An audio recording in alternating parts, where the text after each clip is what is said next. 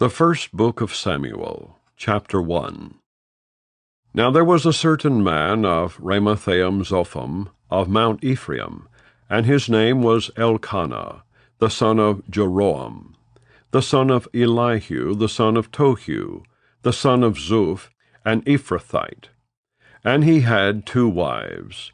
The name of the one was Hannah, and the name of the other Peninnah. And Peninnah had children, but Hannah had no children. And this man went up out of his city yearly to worship and to sacrifice unto the Lord of hosts in Shiloh. And the 2 sons of Eli, Hophni and Phinehas, the priest of the Lord, were there. And when the time was that Elkanah offered, he gave to Peninnah his wife, and to all her sons and her daughters portions. But unto Hannah he gave a worthy portion, for he loved Hannah. But the Lord had shut up her womb. And her adversary also provoked her sore, for to make her fret, because the Lord had shut up her womb. And as he did so year by year, when she went up to the house of the Lord, so she provoked her. Therefore she wept, and did not eat. Then said Elkanah her husband to her, Hannah, why weepest thou? And why eatest thou not? And why is thy heart grieved? Am not I better to thee than 10 sons? So Hannah rose up after they had eaten in Shiloh, and after they had drunk. Now Eli the priest sat upon a seat by a post of the temple of the Lord. And she was in bitterness of soul, and prayed unto the Lord, and wept sore. And she vowed a vow, and said, O Lord of hosts, if thou wilt indeed look on the affliction of thine handmaid, and remember me, and not forget thine handmaid, but will give unto thine handmaid a man-child, then I will give him unto the Lord all the days of his life, and there shall no razor come upon his head. And it came to pass, as she continued praying before the Lord, that Eli marked her mouth. Now Hannah she spake in her heart, only her lips moved, but her voice was not heard. Therefore Eli thought she had been drunken. And Eli said unto her, How long wilt thou be drunken? Put away thy wine from thee. And Hannah answered and said, No, my lord, I am a woman of a sorrowful spirit. I have drunk neither wine nor strong drink, but have poured out my soul before the Lord. Count not thine handmaid for a daughter of Belial, for out of the abundance of my complaint and grief have I spoken hitherto. Then Eli answered and said, Go in peace, and the God of Israel grant thee thy petition that thou hast asked of him. And she said, Let thine handmaid find grace in thy sight. So the woman went her way, and did eat, and her countenance was no more sad. And they rose up in the morning early, and worshipped before the Lord, and returned, and came to their house to Ramah. And Elkanah knew Hannah his wife, and the Lord remembered her. Wherefore it came to pass, when the time was come, about after Hannah had conceived, that she bare a son, and called his name Samuel, saying, Because I have asked him of the Lord. And the man Elkanah and all his house went up to offer unto the Lord the yearly sacrifice and his vow. But Hannah went not up, for she said unto her husband, I will not go up until the child be weaned, and then I will bring him, that he may appear before the Lord, and there abide for ever. And Elkanah her husband said unto her, Do what seemeth thee good. Tarry until thou have weaned him. Only the Lord establish his word. So the woman abode, and gave her son suck, until she weaned him. And when she had weaned him, she took him up with her, with 3 bullocks, and 1 ephah of flour, and a bottle of wine, and brought him unto the house of the Lord in Shiloh. And the child was young. And they slew a bullock, and brought the child to Eli. And she said, O my lord, as thy soul liveth, my lord, I am the woman that stood by thee here praying unto the Lord. For this child I prayed, and the Lord hath given me my petition which I asked of him. Therefore also I have lent him to the Lord. As long as he liveth, he shall be lent to the Lord. And he worshipped the Lord there. Chapter 2.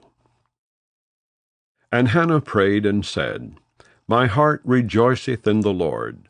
Mine horn is exalted in the Lord. My mouth is enlarged over mine enemies, because I rejoice in thy salvation. There is none holy as the Lord, for there is none beside thee, neither is there any rock like our God. Talk no more so exceeding proudly. Let not arrogancy come out of your mouth. For the Lord is a God of knowledge, and by him actions are weighed. The bows of the mighty men are broken, and they that stumbled are girded with strength. They that were full have hired out themselves for bread, and they that were hungry ceased. So that the barren hath borne 7, and she that hath many children is waxed feeble. The Lord killeth and maketh alive. He bringeth down to the grave, and bringeth up. The Lord maketh poor, and maketh rich. He bringeth low, and lifteth up. He raiseth up the poor out of the dust, and lifteth up the beggar from the dunghill, to set them among princes, and to make them inherit the throne of glory. For the pillars of the earth are the Lord's, and he hath set the world upon them. He will keep the feet of his saints, and the wicked shall be silent in darkness. For by strength shall no man prevail. The adversaries of the Lord shall be broken to pieces. Out of heaven shall he thunder upon them. The Lord shall judge the ends of the earth, and he shall give strength unto his king, and exalt the horn of his anointed. And Elkanah went to Ramah to his house. And the child did minister unto the Lord before Eli the priest. Now the sons of Eli were sons of Belial. They knew not the Lord. And the priest's custom with the people was, that when any man offered sacrifice, the priest's servant came while the flesh was in seething, with a flesh hook of 3 teeth in his hand. And he struck it into the pan, or kettle, or cauldron, or pot. All that the flesh hook brought up, the priest took for himself. So they did in Shiloh unto all the Israelites that came thither. Also before they burnt the fat, the priest's servant came, and said to the man that sacrificed, Give flesh to roast for the priest, for he will not have sodden flesh of thee, but raw. And if any man said unto him, Let them not fail to burn the fat presently, and then take as much as thy soul desireth, then he would answer him, Nay, but thou shalt give it me now, and if not, I will take it by force. Wherefore the sin of the young men was very great before the Lord, for men abhorred the offering of the Lord. But Samuel ministered before the Lord, being a child, girded with a linen ephod. Moreover his mother made him a little coat, and brought it to him from year to year, when she came up with her husband to offer the yearly sacrifice. And Eli blessed Elkanah and his wife, and said, The Lord give thee seed of this woman for the loan which is lent to the Lord. And they went unto their own home. And the Lord visited Hannah, so that she conceived, and bare 3 sons and 2 daughters. And the child Samuel grew before the Lord. Now Eli was very old, and heard all that his sons did unto all Israel, and how they lay with the women that assembled at the door of the tabernacle of the congregation. And he said unto them, Why do ye such things? For I hear of your evil dealings by all this people. Nay, my sons, for it is no good report that I hear. Ye make the Lord's people to transgress. If one man sin against another, the judge shall judge him. But if a man sin against the Lord, who shall entreat for him? Notwithstanding, they hearken not unto the voice of their father, because the Lord would slay them. And the child Samuel grew on, and was in favor both with the Lord, and also with men. And there came a man of God unto Eli, and said unto him, Thus saith the Lord, Did I plainly appear unto the house of thy father, when they were in Egypt in Pharaoh's house? And did I choose him out of all the tribes of Israel to be my priest, to offer upon mine altar, to burn incense, to wear an ephod before me? And did I give unto the house of thy father all the offerings made by fire of the children of Israel? Wherefore kick ye at my sacrifice, and at mine offering, which I have commanded in my habitation, and honourest thy sons above me, to make yourselves fat with the chiefest of all the offerings of Israel my people? Wherefore the Lord God of Israel saith, I said indeed that thy house, and the house of thy father, should walk before me for ever. But now the Lord saith, Be it far from me, for them that honour me I will honour, and they that despise me shall be lightly esteemed. Behold, the days come that I will cut off thine arm, and the arm of thy father's house, that there shall not be an old man in thine house. And thou shalt see an enemy in my habitation, and all the wealth which God shall give Israel. And there shall not be an old man in thine house for ever. And the man of thine, whom I shall not cut off from mine altar, shall be to consume thine eyes, and to grieve thine heart, and all the increase of thine house shall die in the flower of their age. And this shall be a sign unto thee, that shall come upon thy two sons, on Hophni and Phinehas. In one day they shall die both of them. And I will raise me up a faithful priest, that shall do according to that which is in mine heart, and in my mind. And I will build him a sure house, and he shall walk before mine anointed for ever. And it shall come to pass that every one that is left in thine house shall come and crouch to him for a piece of silver and a morsel of bread, and shall say, Put me, I pray thee, into one of the priest's offices, that I may eat a piece of bread. Chapter 3. And the child Samuel ministered unto the Lord before Eli. And the word of the Lord was precious in those days. There was no open vision. And it came to pass at that time, when Eli was laid down in his place, and his eyes began to wax dim, that he could not see, and ere the lamp of God went out in the temple of the Lord, where the ark of God was, and Samuel was laid down to sleep, that the Lord called Samuel, and he answered, Here am I. And he ran unto Eli, and said, Here am I, for thou callest me. And he said, I call not, lie down again. And he went and lay down. And the Lord called yet again, Samuel? And Samuel arose and went to Eli, and said, Here am I, for thou didst call me. And he answered, I call not, my son, lie down again. Now Samuel did not yet know the Lord, neither was the word of the Lord yet revealed unto him. And the Lord called Samuel again the third time. And he arose and went to Eli, and said, Here am I, for thou didst call me.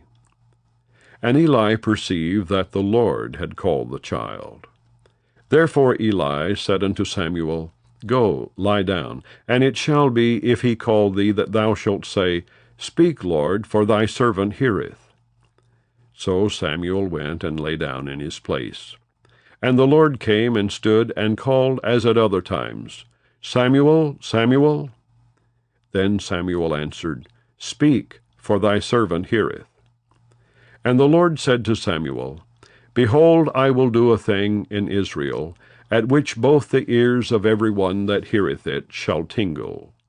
In that day I will perform against Eli all things which I have spoken concerning his house. When I begin, I will also make an end. For I have told him that I will judge his house forever, for the iniquity which he knoweth, because his sons made themselves vile, and he restrained them not. And therefore I have sworn unto the house of Eli, that the iniquity of Eli's house shall not be purged with sacrifice, nor offering forever. And Samuel lay until the morning, and opened the doors of the house of the Lord. And Samuel feared to show Eli the vision. Then Eli called Samuel and said, Samuel, my son. And he answered, Here am I. And he said, What is the thing that the Lord hath said unto thee? I pray thee, hide it not from me. God do so to thee, and more also, if thou hide anything from me of all the things that he said unto thee. And Samuel told him every whit, and hid nothing from him. And he said, It is the Lord, let him do what seemeth him good. And Samuel grew, and the Lord was with him, and did let none of his words fall to the ground. And all Israel from Dan even to Beersheba knew that Samuel was established to be a prophet of the Lord. And the Lord appeared again in Shiloh, for the Lord revealed himself to Samuel in Shiloh by the word of the Lord. Chapter 4. And the word of Samuel came to all Israel. Now Israel went out against the Philistines to battle, and pitched beside Ebenezer. And the Philistines pitched in Aphek. And the Philistines put themselves in array against Israel. And when they joined battle, Israel was smitten before the Philistines, and they slew of the army in the field about 4,000 men. And when the people were come into the camp, the elders of Israel said, Wherefore hath the Lord smitten us today before the Philistines? Let us fetch the ark of the covenant of the Lord out of Shiloh unto us, that when it cometh among us it may save us out of the hand of our enemies. So the people sent to Shiloh, that they might bring from thence the ark of the covenant of the Lord of hosts, which dwelleth between the cherubims. And the two sons of Eli, Hophni and Phinehas, were there with the ark of the covenant of God. And when the ark of the covenant of the Lord came into the camp, all Israel shouted with a great shout, so that the earth rang again. And when the Philistines heard the noise of the shout, they said, What meaneth the noise of this great shout in the camp of the Hebrews? And they understood that the ark of the Lord was come into the camp. And the Philistines were afraid, for they said, God is come into the camp. And they said, Woe unto us, for there hath not been such a thing heretofore. Woe unto us! Who shall deliver us out of the hand of these mighty gods? These are the gods that smote the Egyptians with all the plagues in the wilderness. Be strong and quit yourselves like men, O ye Philistines, that ye be not servants unto the Hebrews, as they have been to you. Quit yourselves like men, and fight. And the Philistines fought, and Israel was smitten, and they fled every man into his tent. And there was a very great slaughter, for there fell of Israel 30,000 footmen. And the ark of God was taken, and the two sons of Eli, Hophni and Phinehas, were slain. And there ran a man of Benjamin out of the army, and came to Shiloh the same day with his clothes rent, and with earth upon his head. And when he came, lo, Eli sat upon a seat by the wayside, watching, for his heart trembled for the ark of God. And when the man came into the city and told it, all the city cried out. And when Eli heard the noise of the crying, he said, What meaneth the noise of this tumult? And the man came in hastily and told Eli. Now Eli was 98 years old, and his eyes were dim, that he could not see. And the man said unto Eli, I am he that came out of the army, and I fled today out of the army.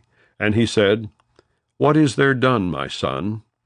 And the messenger answered and said, Israel is fled before the Philistines, and there hath been also a great slaughter among the people, and thy two sons also, Hophni and Phinehas, are dead, and the ark of God is taken. And it came to pass, when he had made mention of the ark of God, that he fell from off the seat backward by the side of the gate, and his neck brake, and he died, for he was an old man and heavy. And he had judged Israel 40 years. And his daughter-in-law, Phinehas's wife, was with child, near to be delivered. And when she heard the tidings that the ark of God was taken, and that her father-in-law and her husband were dead, she bowed herself and travailed, for her pains came upon her. And about the time of her death the women that stood by her said unto her, Fear not, for thou hast borne a son. But she answered not, neither did she regard it. And she named the child Ichabod, saying, The glory is departed from Israel, because the ark of God was taken, and because of her father-in-law and her husband. And she said, The glory is departed from Israel, for the ark of God is taken. Chapter 5. And the Philistines took the ark of God, and brought it from Ebenezer unto Ashdod. When the Philistines took the ark of God, they brought it into the house of Dagon, and set it by Dagon. And when they of Ashdod arose early on the morrow, behold, Dagon was fallen upon his face to the earth before the ark of the Lord. And they took Dagon, and set him in his place again. And when they arose early on the morrow morning, behold, Dagon was fallen upon his face to the ground before the ark of the Lord. And the head of Dagon, and both the palms of his hands, were cut off upon the threshold. Only the stump of Dagon was left to him. Therefore neither the priest of Dagon, nor any that come into Dagon's house, tread on the threshold of Dagon in Ashdod unto this day. But the hand of the Lord was heavy upon them of Ashdod, and he destroyed them, and smote them with emerods, even Ashdod and the coast thereof. And when the men of Ashdod saw that it was so, they said, The ark of the God of Israel shall not abide with us, for his hand is sore upon us, and upon Dagon our God.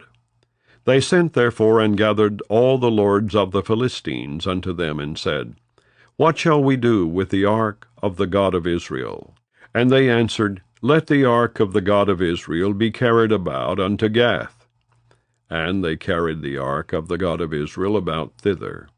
And it was so that, after they had carried it about, the hand of the Lord was against the city with a very great destruction. And he smote the men of the city, both small and great, and they had emerods in their secret parts. Therefore they sent the ark of God to Ekron.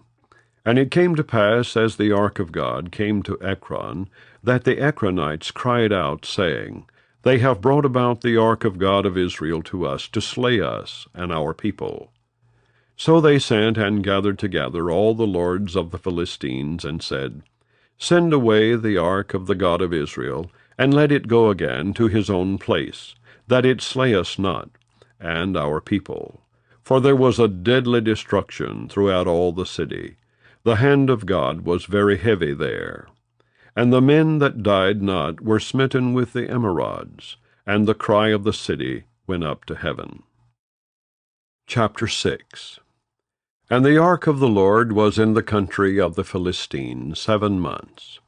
And the Philistines called for the priest and the diviners, saying, What shall we do to the ark of the Lord? Tell us wherewith we shall send it to his place. And they said, If ye send away the ark of the God of Israel, send it not empty, but in any wise return him a trespass offering, then ye shall be healed. And it shall be known to you why his hand is not removed from you. Then said they, What shall be the trespass offering which we shall return to him? They answered, 5 golden emerods and 5 golden mice, according to the number of the lords of the Philistines. For one plague was on you all, and on your lords. Wherefore ye shall make images of your emerods, and images of your mice that mar the land. And ye shall give glory unto the God of Israel. Peradventure he will lighten his hand from off you, and from off your gods, and from off your land. Wherefore then do ye harden your hearts, as the Egyptians and Pharaohs hardened their hearts? When he had wrought wonderfully among them, did they not let the people go, and they departed? Now therefore make a new cart, and take 2 milk kine, on which there hath come no yoke, and tie the kine to the cart, and bring their calves home from them. and take the ark of the Lord, and lay it upon the cart, and put the jewels of gold which ye return him for a trespass offering in a coffer by the side thereof, and send it away that it may go. And see if it goeth up by the way of his own coast to Bethshemesh, then he hath done us this great evil. But if not, then we shall know that it is not his hand that smote us. It was a chance that happened to us. And the men did so, and took 2 milch kine, and tied them to the cart, and shut up their calves at home. And they laid the ark of the Lord upon the cart, and the coffer with the mice of gold, and the images of their emerods. And the kine took the straight way to the way of Bethshemesh, and went along the highway, lowing as they went, and turned not aside to the right hand or to the left. And the lords of the Philistines went after them unto the border of Bethshemesh. And they of Bethshemesh were reaping their wheat harvest in the valley. And they lifted up their eyes, and saw the ark, and rejoiced to see it. And the cart came into the field of Joshua a Bethshemite, and stood there, where there was a great stone. And they clave the wood of the cart, and offered the kine a burnt offering unto the Lord. And the Levites took down the ark of the Lord, and the coffer that was with it, wherein the jewels of gold were, and put them on the great stone. And the men of Bethshemesh offered burnt offerings and sacrificed sacrifices the same day unto the Lord. And when the 5 lords of the Philistines had seen it, they returned to Ekron the same day. And these are the golden emerods which the Philistines returned for a trespass offering unto the Lord. For Ashdod 1, for Gaza 1, for Ashkelon 1, for Gath 1, for Ekron 1. And the golden mice, according to the number of all the cities of the Philistines, belonging to the 5 lords, both of fenced cities and of country villages, even unto the great stone of Abel, whereon they set down the ark of the Lord, which stone remaineth unto this day in the field of Joshua the Bethshemite. And he smote the men of Bethshemesh, because they had looked into the ark of the Lord. Even he smote of the people 50,060 men. And the people lamented, because the Lord had smitten many of the people with a great slaughter. And the men of Bethshemesh said, Who is able to stand before this holy Lord God? And to whom shall he go up from us? And they sent messengers to the inhabitants of Kirjath-jearim, saying, The Philistines have brought again the ark of the Lord. Come ye down, and fetch it up to you. Chapter 7. And the men of Kirjath-jearim came, and fetched up the ark of the Lord, and brought it into the house of Abinadab in the hill, and sanctified Eleazar his son to keep the ark of the Lord. And it came to pass, while the ark abode in Kirjath-jearim, that the time was long, for it was 20 years, and all the house of Israel lamented after the Lord. And Samuel spake unto all the house of Israel, saying, If ye do return unto the Lord with all your hearts, then put away the strange gods and Ashtaroth from among you, and prepare your hearts unto the Lord, and serve him only. And he will deliver you out of the hand of the Philistines. Then the children of Israel did put away Balaam and Ashtaroth, and serve the Lord only.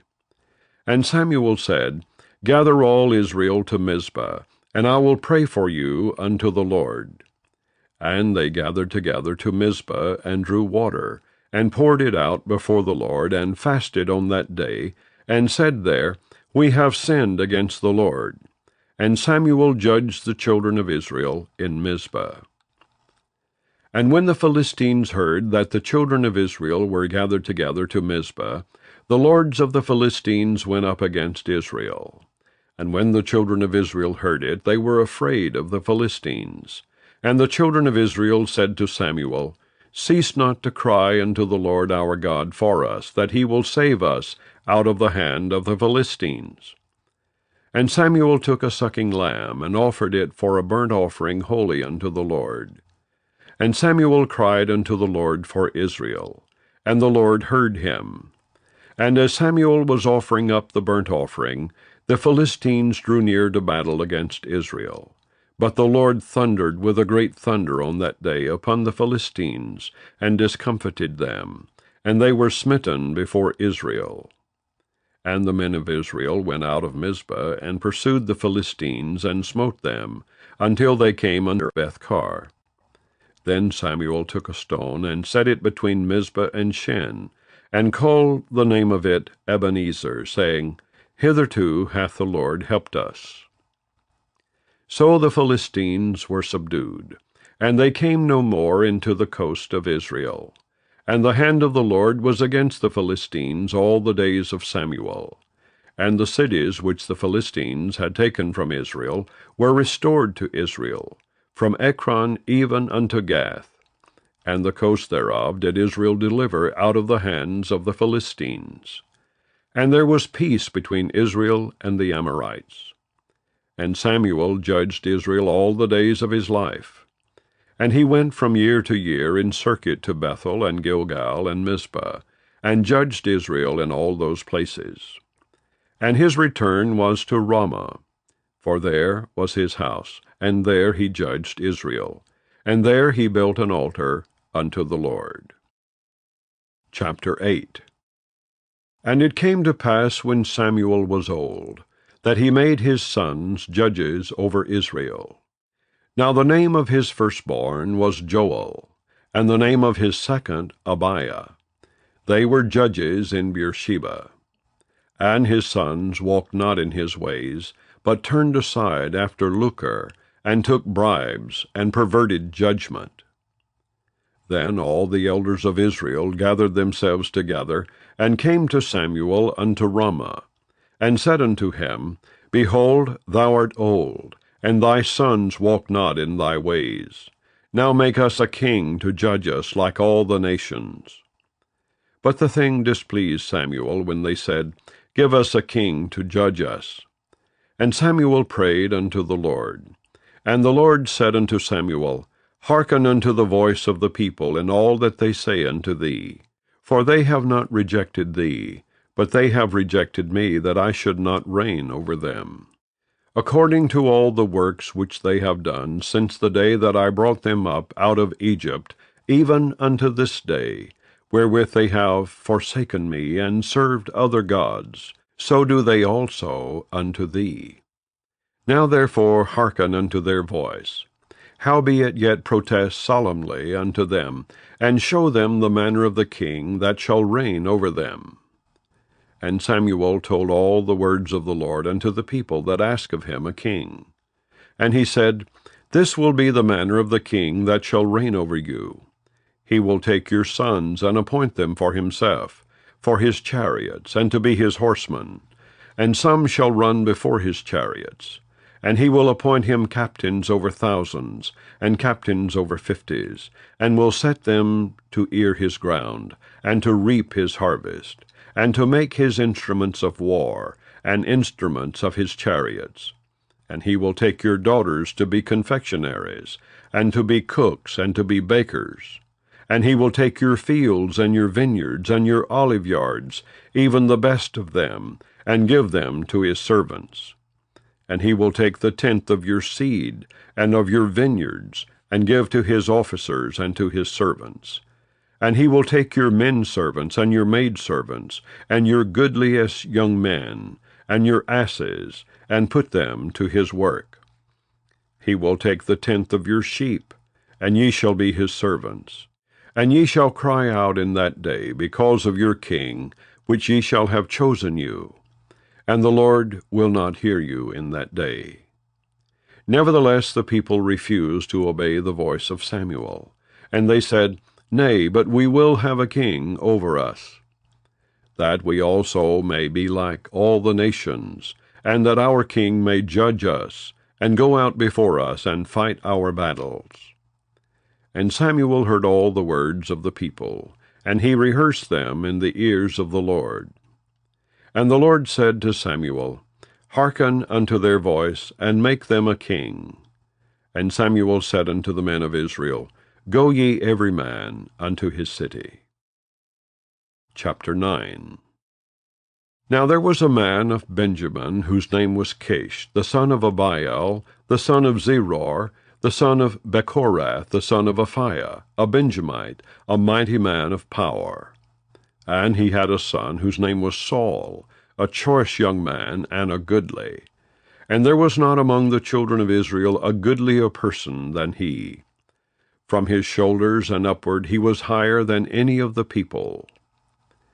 And the asses of Kish Saul's father were lost. And Kish said to Saul his son, Take now one of the servants with thee, and arise, go seek the asses. And he passed through Mount Ephraim, and passed through the land of Shalisha, but found them not. Then they passed through the land of Shalom, and there they were not. And he passed through the land of the Benjamites, but they found them not. And when they were come to the land of Zuph, Saul said to his servant that was with him, Come and let us return, lest my father leave caring for the asses, and take thought for us. And he said unto him, Behold now, there is in this city a man of God, and he is an honorable man.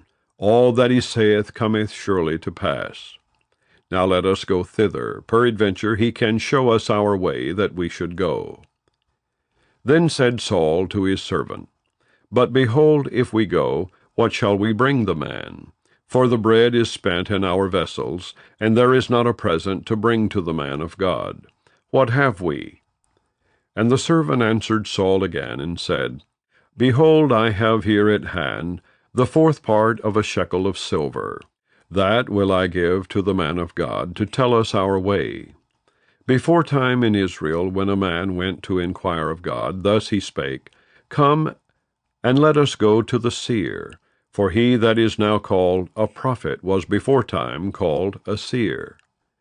Then said Saul to his servant, Well said, come, let us go. So they went unto the city where the man of God was. And as they went up the hill to the city, they found young maidens going out to draw water, and said unto them, Is the seer here? And they answered them, and said, He is. Behold, he is before you. Make haste now, for he came today to the city. For there is a sacrifice of the people today in the high place. As soon as ye be come into the city, ye shall straightway find him, before he go up to the high place to eat. For the people will not eat until he come, because he doth bless the sacrifice. And afterwards they eat that be bidden. Now therefore get you up, for about this time ye shall find him. And they went up into the city. And when they were come into the city, behold, Samuel came out against them, for to go up to the high place. Now the Lord had told Samuel in his ear a day before Saul came, saying, Tomorrow about this time I will send thee a man out of the land of Benjamin, and thou shalt anoint him to be captain over my people Israel, that he may save my people out of the hand of the Philistines. For I have looked upon my people, because their cry is come unto me.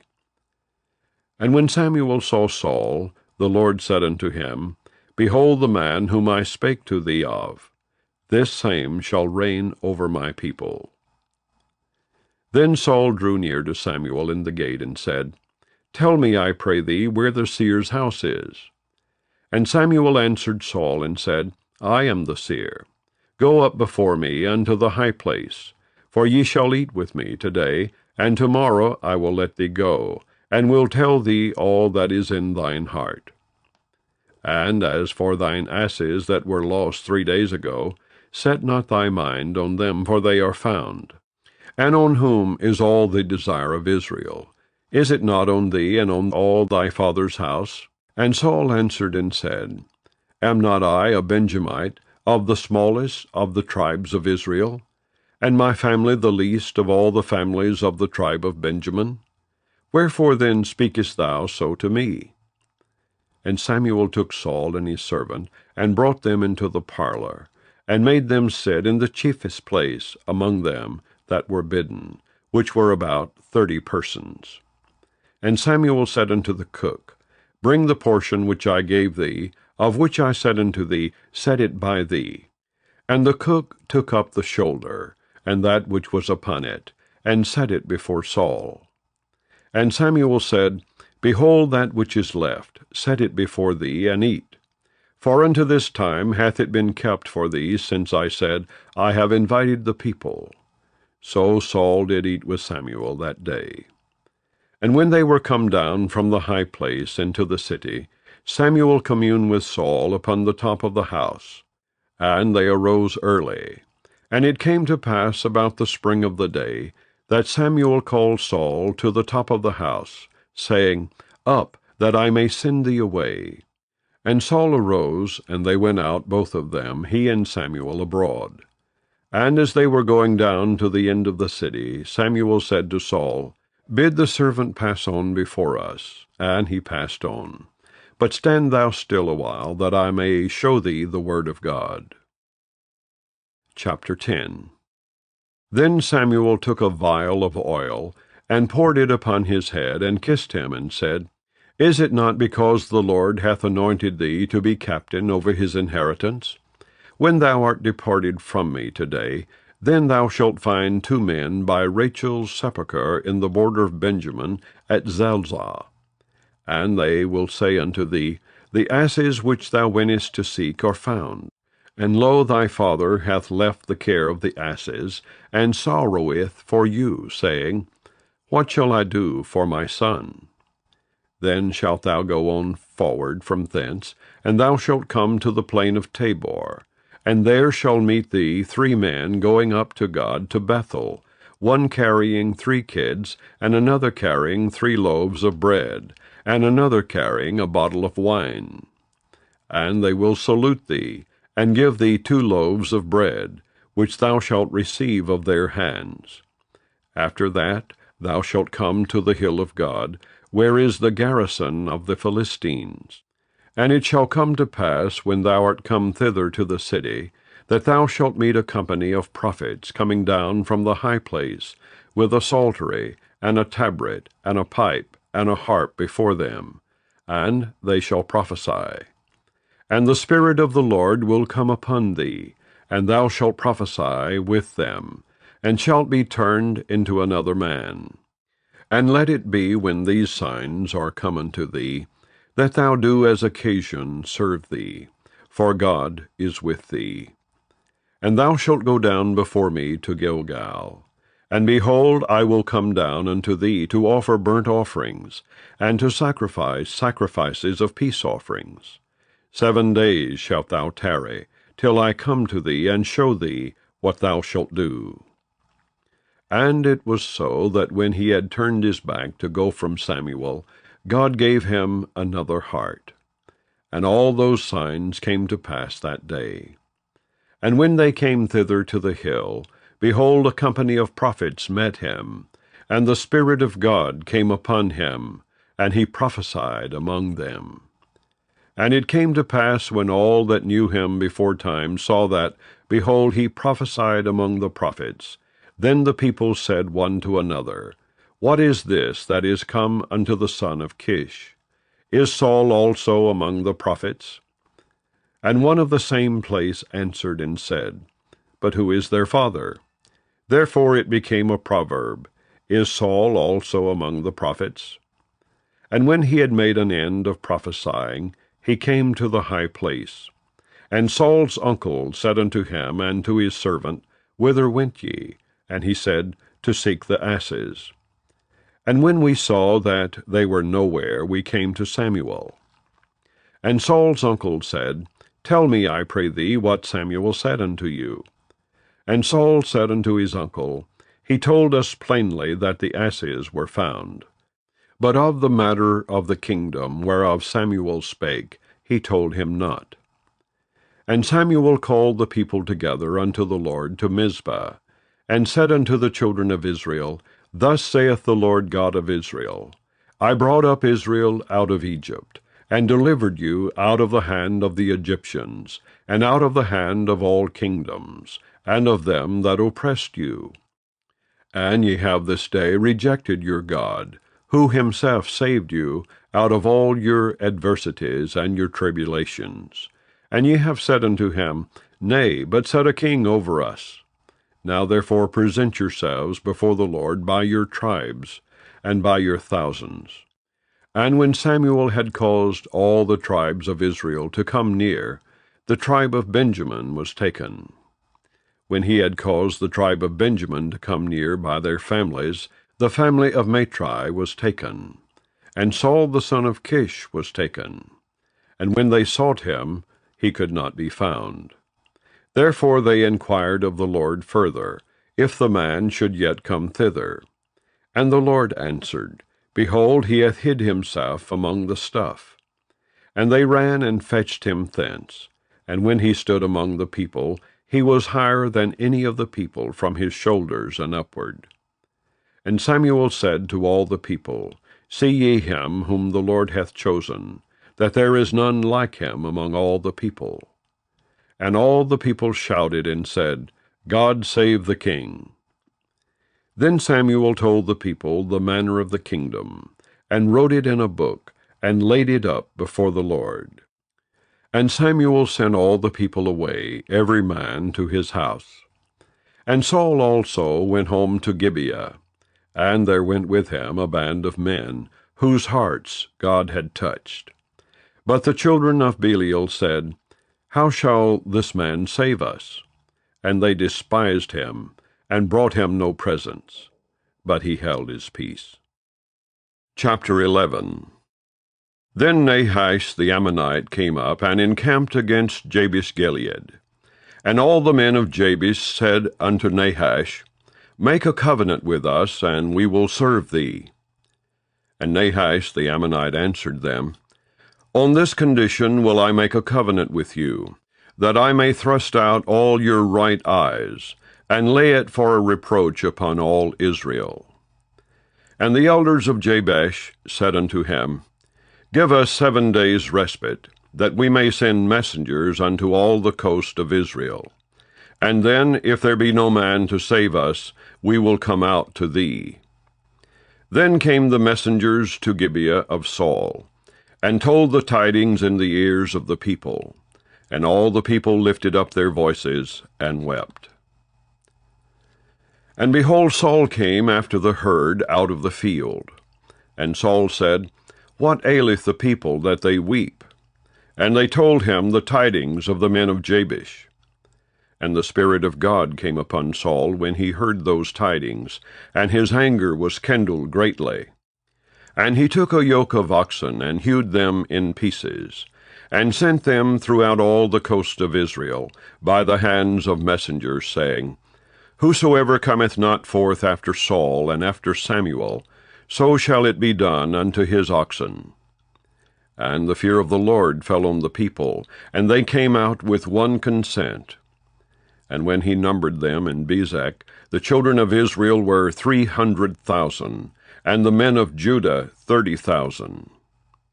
And they said unto the messengers that came, Thus shall ye say unto the men of Jabesh-Gilead, Tomorrow by that time the sun be hot, ye shall have help. And the messengers came and showed it to the men of Jabesh, and they were glad. Therefore the men of Jabesh said, Tomorrow we will come out unto you, and ye shall do with us all that seemeth good unto you. And it was so on the morrow, that Saul put the people in 3 companies. And they came into the midst of the host in the morning watch, and slew the Ammonites until the heat of the day. And it came to pass that they which remained were scattered, so that 2 of them were not left together. And the people said unto Samuel, Who is he that said, Shall Saul reign over us? Bring them in, that we may put them to death. And Saul said, There shall not a man be put to death this day, for today the Lord hath wrought salvation in Israel. Then said Samuel to the people, Come, and let us go to Gilgal, and renew the kingdom there. And all the people went to Gilgal, and there they made Saul king before the Lord in Gilgal. And there they sacrificed sacrifices of peace offerings before the Lord. And there Saul and all the men of Israel rejoiced greatly. Chapter 12. And Samuel said unto all Israel, Behold, I have hearkened unto your voice in all that ye said unto me, and have made a king over you. And now, behold, the king walketh before you. And I am old and grey-headed. And behold, my sons are with you, and I have walked before you from my childhood unto this day. Behold, here I am. Witness against me before the Lord, and before his anointed, whose ox have I taken, or whose ass have I taken, or whom have I defrauded, whom have I oppressed, or of whose hand have I received any bribe to blind mine eyes therewith? And I will restore it you. And they said, Thou hast not defrauded us, nor oppressed us, neither hast thou taken aught of any man's hand. And he said unto them, The Lord is witness against you, and his anointed is witness this day, that ye have not found aught in my hand. And they answered, He is witness. And Samuel said unto the people, It is the Lord that advanced Moses and Aaron, and that brought your fathers up out of the land of Egypt. Now therefore stand still, that I may reason with you before the Lord of all the righteous acts of the Lord, which he did to you and to your fathers. When Jacob was come into Egypt, and your fathers cried unto the Lord, then the Lord sent Moses and Aaron, which brought forth your fathers out of Egypt, and made them dwell in this place. And when they forgat the Lord their God, he sold them into the hand of Sisera, captain of the host of Hazor, and into the hand of the Philistines, and into the hand of the king of Moab, and they fought against them. And they cried unto the Lord, and said, We have sinned, because we have forsaken the Lord, and have served Balaam and Ashtaroth. But now deliver us out of the hand of our enemies, and we will serve thee. And the Lord sent Jerubbaal, and Bedan, and Jephthah, and Samuel, and delivered you out of the hand of your enemies on every side, and ye dwell safe. And when ye saw that Nahash, the king of the children of Ammon, came against you, ye said unto me, Nay, but a king shall reign over us, when the Lord your God was your king. Now therefore, behold the king whom ye have chosen, and whom ye have desired, and behold, the Lord hath set a king over you. If you will fear the Lord, and serve him, and obey his voice, and not rebel against the commandment of the Lord, then shall both ye and also the king that reigneth over you continue following the Lord your God. But if you will not obey the voice of the Lord, but rebel against the commandment of the Lord, then shall the hand of the Lord be against you, as it was against your fathers. Now therefore stand and see this great thing, which the Lord will do before your eyes. Is it not wheat harvest today? I will call unto the Lord, and he shall send thunder and rain, that ye may perceive and see that your wickedness is great, which ye have done in the sight of the Lord in asking you a king. So Samuel called unto the Lord, and the Lord sent thunder and rain that day. And all the people greatly feared the Lord and Samuel. And all the people said unto Samuel, Pray for thy servants unto the Lord thy God, that we die not. For we have added unto all our sins this evil, to ask us a king. And Samuel said unto the people, Fear not, ye have done all this wickedness, yet turn not aside from following the Lord, but serve the Lord with all your heart. And turn ye not aside, for then should ye go after vain things, which cannot profit nor deliver, for they are vain. For the Lord will not forsake his people for his great name's sake, because it hath pleased the Lord to make you his people. Moreover, as for me, God forbid that I should sin against the Lord in ceasing to pray for you. But I will teach you the good and the right way. Only fear the Lord, and serve him in truth with all your heart.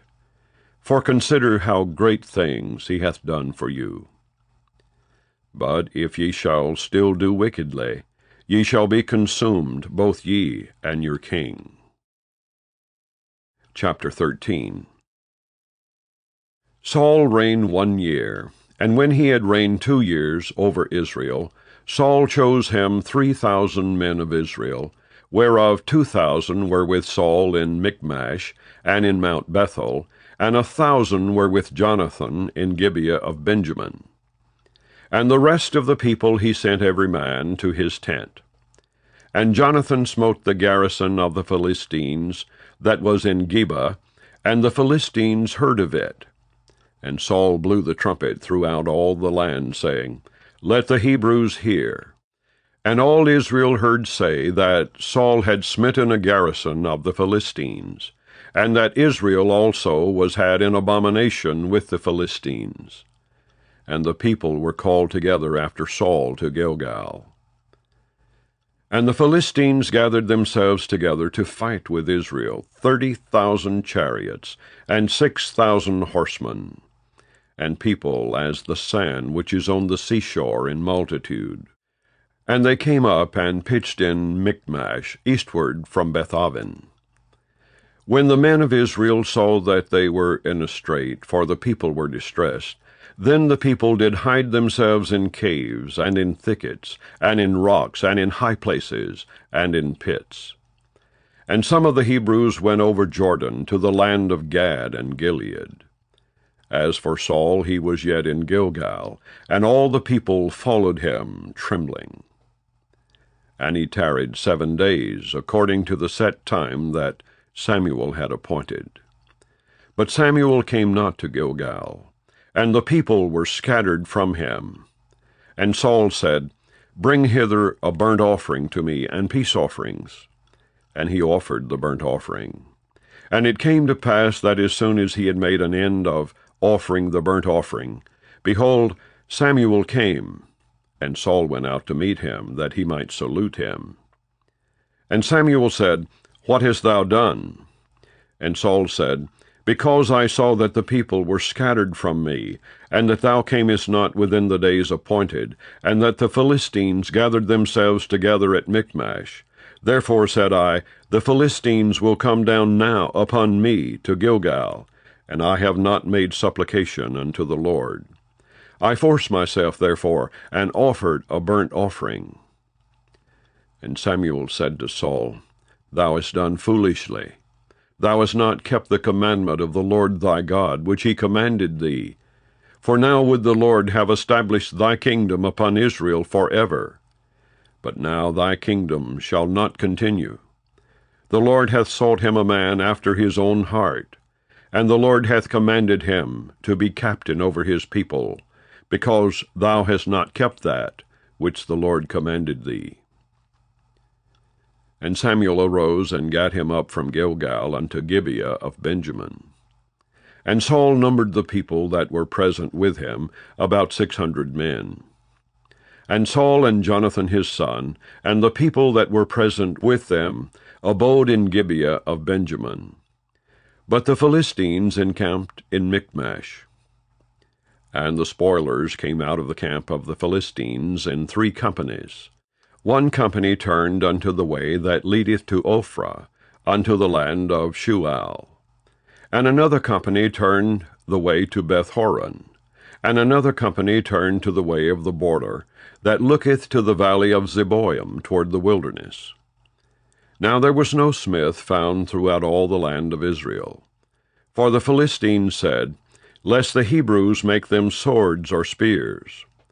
But all the Israelites went down to the Philistines to sharpen every man his share, and his coulter, and his axe, and his mattock. Yet they had a file for the mattocks, and for the coulters, and for the forks, and for the axes, and to sharpen the goads. So it came to pass in the day of battle, that there was neither sword nor spear found in the hand of any of the people that were with Saul and Jonathan. But with Saul and with Jonathan his son was there found. And the garrison of the Philistines went out to the passage of Michmash. Chapter 14. Now it came to pass upon a day that Jonathan the son of Saul said unto the young man that bare his armor, Come and let us go over to the Philistines' garrison, that is on the other side. But he told not his father. And Saul tarried in the uttermost part of Gibeah under a pomegranate tree which is in Migron. and the people that were with him were about 600 men. And Ahiah the son of Ahitub, Ichabod's brother, the son of Phinehas, the son of Eli, the Lord's priest in Shiloh, wearing an ephod. And the people knew not that Jonathan was gone. And between the passages by which Jonathan sought to go over unto the Philistines' garrison, there was a sharp rock on the one side, and a sharp rock on the other side. And the name of the one was Bozez, and the name of the other Seneh.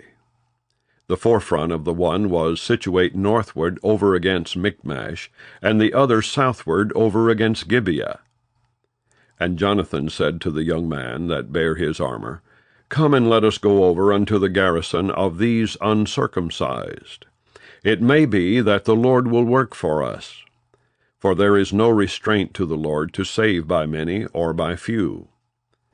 And his armor-bearer said unto him, Do all that is in thine heart. Turn thee, behold, I am with thee according to thy heart. Then said Jonathan, Behold, we will pass over unto these men, and we will discover ourselves unto them. If they say thus unto us, Tarry until we come to you, then we will stand still in our place, and will not go up unto them. But if they say thus, Come up unto us, then we will go up. For the Lord hath delivered them into our hand, and this shall be a sign unto us.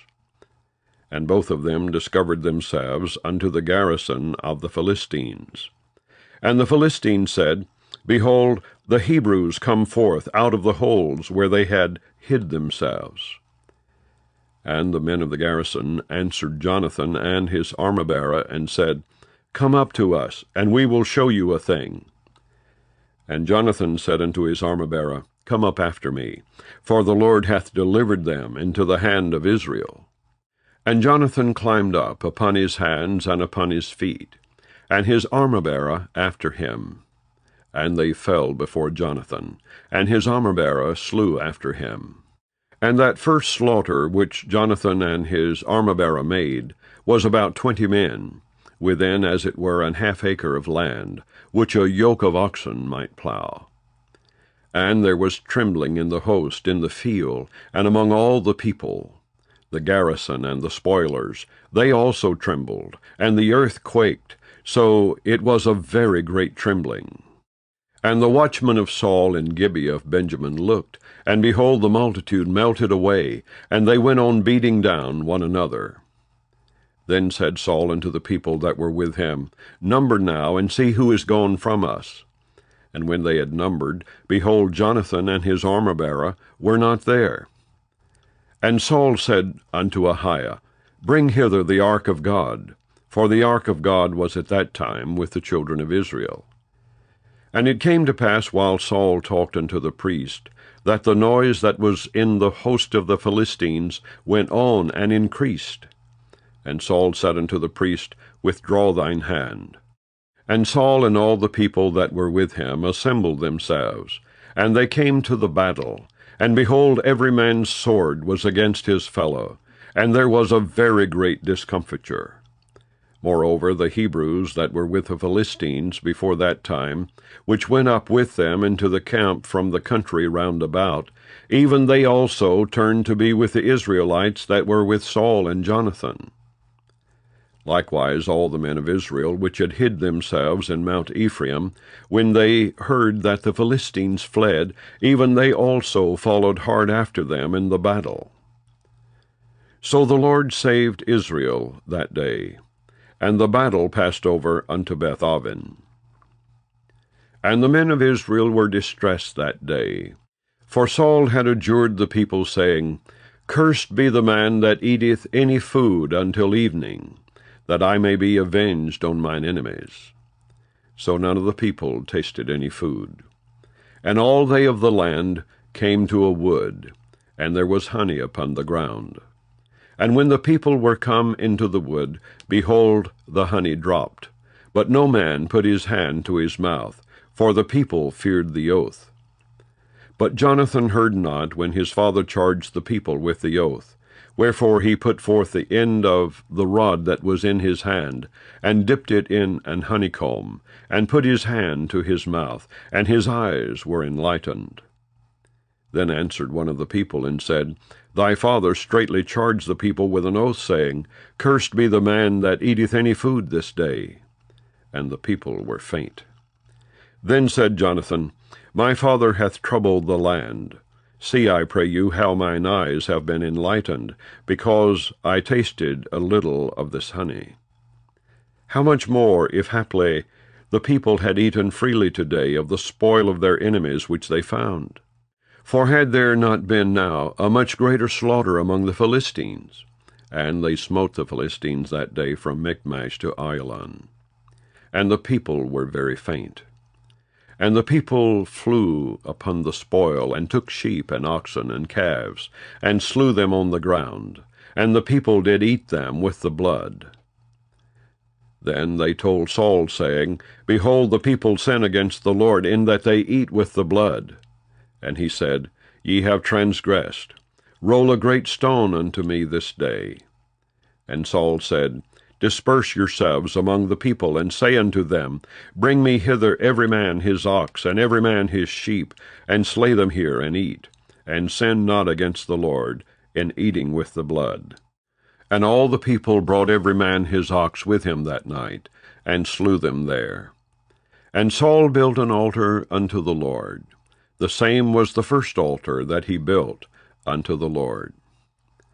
And Saul said, Let us go down after the Philistines by night, and spoil them until the morning light, and let us not leave a man of them. And they said, Do whatsoever seemeth good unto thee. Then said the priest, Let us draw near hither unto God. And Saul asked counsel of God, Shall I go down after the Philistines? Wilt thou deliver them into the hand of Israel? But he answered him not that day. And Saul said, Draw ye near hither, all the chief of the people, and know and see wherein this sin hath been this day. For as the Lord liveth, which saveth Israel, though it be in Jonathan my son, he shall surely die. But there was not a man among all the people that answered him. Then said he unto all Israel, Be ye on one side, and I and Jonathan my son will be on the other side. And the people said unto Saul, Do what seemeth good unto thee. Therefore Saul said unto the Lord God of Israel, Give a perfect lot. And Saul and Jonathan were taken, but the people escaped. And Saul said, Cast lots between me and Jonathan my son. And Jonathan was taken. Then Saul said to Jonathan, Tell me what thou hast done.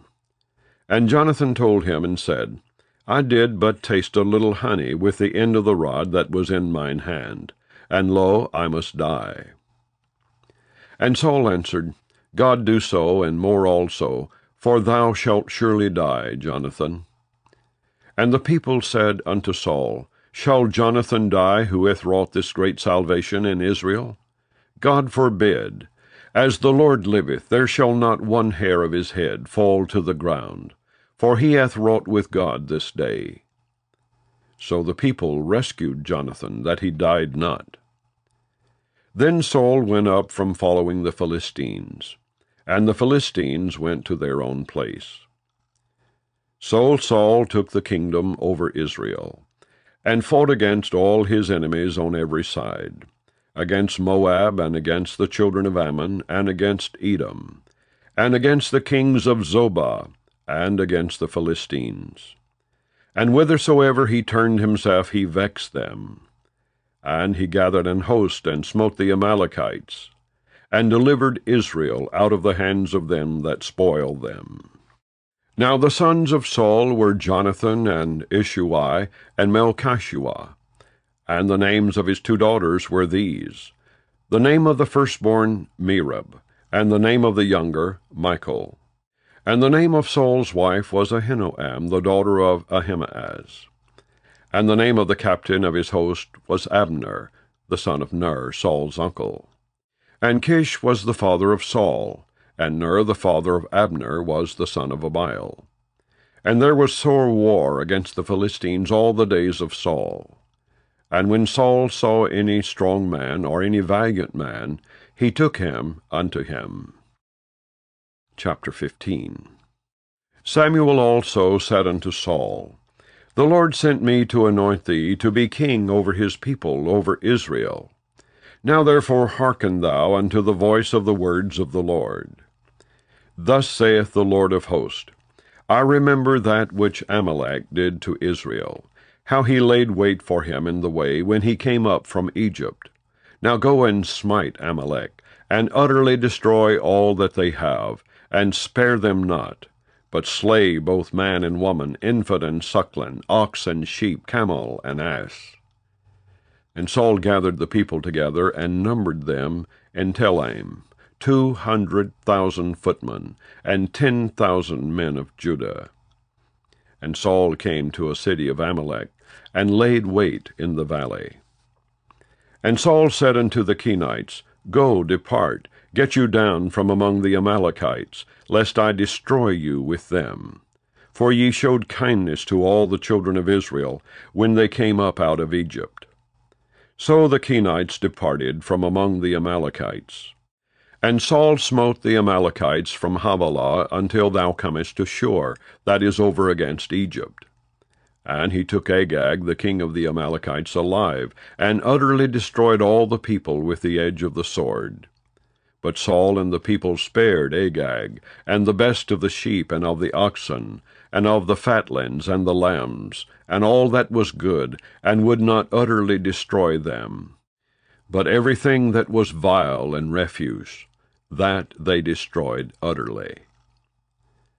Then came the word of the Lord unto Samuel, saying, It repenteth me that I have set up Saul to be king, for he is turned back from following me, and hath not performed my commandments. And it grieved Samuel, and he cried unto the Lord all night. And when Samuel rose early to meet Saul in the morning, it was told Samuel, saying, Saul came to Carmel, and behold, he set him up a place, and is gone about, and passed on, and gone down to Gilgal. And Samuel came to Saul, and Saul said unto him, Blessed be thou of the Lord. I have performed the commandment of the Lord. And Samuel said, What meaneth then this bleating of the sheep in mine ears, and the lowing of the oxen which I hear? And Saul said, They have brought them from the Amalekites. For the people spared the best of the sheep and of the oxen, to sacrifice unto the Lord thy God. And the rest we have utterly destroyed. Then Samuel said unto Saul, Stay, and I will tell thee what the Lord hath said to me this night. And he said unto him, Say on. And Samuel said, When thou wast little in thine own sight, wast thou not made the head of the tribes of Israel? And the Lord anointed thee king over Israel. And the Lord sent thee on a journey, and said, Go and utterly destroy the sinners, the Amalekites, and fight against them until they be consumed. Wherefore then didst thou not obey the voice of the Lord, but didst fly upon the spoil, and didst evil in the sight of the Lord? And Saul said unto Samuel, Yea, I have obeyed the voice of the Lord, and have gone the way which the Lord sent me, and have brought Agag, the king of Amalek, and have utterly destroyed the Amalekites. But the people took of the spoil sheep and oxen, the chief of the things which should have been utterly destroyed, to sacrifice unto the Lord thy God in Gilgal. And Samuel said, Hath the Lord as great delight in burnt offerings and sacrifices as in obeying the voice of the Lord? Behold, to obey is better than sacrifice, and to hearken than the fat of rams. For rebellion is as the sin of witchcraft, and stubbornness is as iniquity and idolatry. Because thou hast rejected the word of the Lord, he hath also rejected thee from being king. And Saul said unto Samuel, I have sinned, for I have transgressed the commandment of the Lord and thy words, because I feared the people, and obeyed their voice. Now therefore, I pray thee, pardon my sin, and turn again with me, that I may worship the Lord. And Samuel said unto Saul, I will not return with thee, for thou hast rejected the word of the Lord, and the Lord hath rejected thee from being king over Israel. And as Samuel turned about to go away, he laid hold upon the skirt of his mantle, and it rent. And Samuel said unto him, The Lord hath rent the kingdom of Israel from thee this day, and hath given it to a neighbor of thine that is better than thou. And also the strength of Israel will not lie nor repent, for he is not a man that he should repent. Then he said, I have sinned. Yet honor me now, I pray thee, before the elders of my people, and before Israel, and turn again with me, that I may worship the Lord thy God. So Samuel turned again after Saul, and Saul worshipped the Lord. Then said Samuel, Bring ye hither to me Agag, the king of the Amalekites. And Agag came unto him delicately. And Agag said, Surely the bitterness of death is past. And Samuel said, As thy sword hath made women childless, so shall thy mother be childless among women. And Samuel hewed Agag in pieces before the Lord in Gilgal. Then Samuel went to Ramah, and Saul went up to his house to Gibeah of Saul. And Samuel came no more to see Saul until the day of his death. Nevertheless Samuel mourned for Saul, and the Lord repented that he had made Saul king over Israel. Chapter 16. And the Lord said unto Samuel, How long wilt thou mourn for Saul, seeing I have rejected him from reigning over Israel? Fill thine horn with oil, and go. I will send thee to Jesse the Bethlehemite. For I have provided me a king among his sons. And Samuel said, How can I go? If Saul hear it, he will kill me. And the Lord said, Take an heifer with thee, and say, I am come to sacrifice to the Lord. And call Jesse to the sacrifice, and I will show thee what thou shalt do. And thou shalt anoint unto me him whom I name unto thee. And Samuel did that which the Lord spake, and came to Bethlehem. And the elders of the town trembled at his coming, and said, Comest thou peaceably? And he said, Peaceably. I am come to sacrifice unto the Lord. Sanctify yourselves, and come with me to the sacrifice. And he sanctified Jesse and his sons, and called them to the sacrifice. And it came to pass, when they were come, that he looked on Eliab, and said, Surely the Lord's anointed is before him. But the Lord said unto Samuel, Look not on his countenance, or on the height of his stature, because I have refused him. For the Lord seeth not as man seeth. For man looketh on the outward appearance, but the Lord looketh on the heart. Then Jesse called Abinadab, and made him pass before Samuel. And he said, Neither hath the Lord chosen this. Then Jesse made Shammah to pass by, and he said, Neither hath the Lord chosen this. Again Jesse made 7 of his sons to pass before Samuel. And Samuel said unto Jesse, The Lord hath not chosen these. And Samuel said unto Jesse, Are here all thy children? And he said, There remaineth yet the youngest, and behold, he keepeth the sheep. And Samuel said unto Jesse, Send and fetch him, for we will not sit down till he come hither. And he sent and brought him in. Now he was ruddy, and withal of a beautiful countenance, and goodly to look to. And the Lord said, Arise, anoint him, for this is he. Then Samuel took the horn of oil, and anointed him in the midst of his brethren. And the Spirit of the Lord came upon David from that day forward. So Samuel rose up, and went to Ramah. But the Spirit of the Lord departed from Saul, and an evil spirit from the Lord troubled him. And Saul's servants said unto him, Behold now, an evil spirit from God troubleth thee. Let our Lord now command thy servants which are before thee to seek out a man who is a cunning player on an harp. And it shall come to pass, when the evil spirit from God is upon thee, that he shall play with his hand, and thou shalt be well. And Saul said unto his servants, Provide me now a man that can play well, and bring him to me.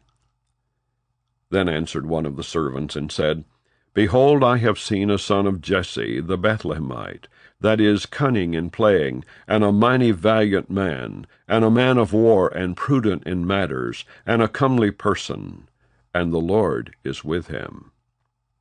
Wherefore Saul sent messengers unto Jesse, and said, Send me David thy son, which is with the sheep. And Jesse took an ass laden with bread, and a bottle of wine, and a kid, and sent them by David his son unto Saul. And David came to Saul, and stood before him. And he loved him greatly, and he became his armor-bearer. And Saul sent to Jesse, saying, Let David, I pray thee, stand before me, for he hath found favor in my sight. And it came to pass, when the evil spirit from God was upon Saul, that David took an harp, and played with his hand. So Saul was refreshed, and was well, and the evil spirit departed from him. Chapter 17. Now the Philistines gathered together their armies to battle, and were gathered together at Shochoh, which belongeth to Judah, and pitched between Shochoh and Azekah in Ephes-dammim. And Saul and the men of Israel were gathered together, and pitched by the valley of Elah, and set the battle in array against the Philistines. And the Philistines stood on a mountain on the one side, and Israel stood on a mountain on the other side, and there was a valley between them. And there went out a champion out of the camp of the Philistines, named Goliath of Gath, whose height was 6 cubits and a span. And he had an helmet of brass upon his head, and he was armed with a coat of mail. And the weight of the coat was 5,000 shekels of brass. And he had greaves of brass upon his legs, and a target of brass between his shoulders. And the staff of his spear was like a weaver's beam, and his spear's head weighed 600 shekels of iron. And one bearing a shield went before him. And he stood and cried unto the armies of Israel, and said unto them, Why are ye come out to set your battle in array? Am not I a Philistine, and ye servants to Saul? Choose you a man for you, and let him come down to me. If he be able to fight with me, and to kill me, then will we be your servants. But if I prevail against him, and kill him, then shall ye be our servants, and serve us. And the Philistine said, I defy the armies of Israel this day. Give me a man, that we may fight together. When Saul and all Israel heard those words of the Philistine, they were dismayed, and greatly afraid. Now David was the son of that Ephrathite of Bethlehem, Judah, whose name was Jesse, and he had 8 sons. And the man went among men for an old man in the days of Saul. And the 3 eldest sons of Jesse went and followed Saul to the battle. And the names of his 3 sons that went to the battle were Eliab the firstborn, and next unto him Abinadab, and the 3rd Shammah. And David was the youngest, and the 3 eldest followed Saul. But David went and returned from Saul to feed his father's sheep at Bethlehem. And the Philistine drew near morning and evening, and presented himself 40 days.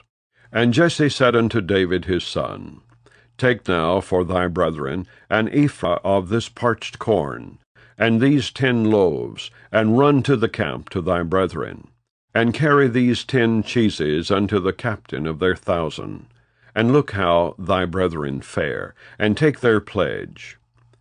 Now Saul and they and all the men of Israel were in the valley of Elah, fighting with the Philistines.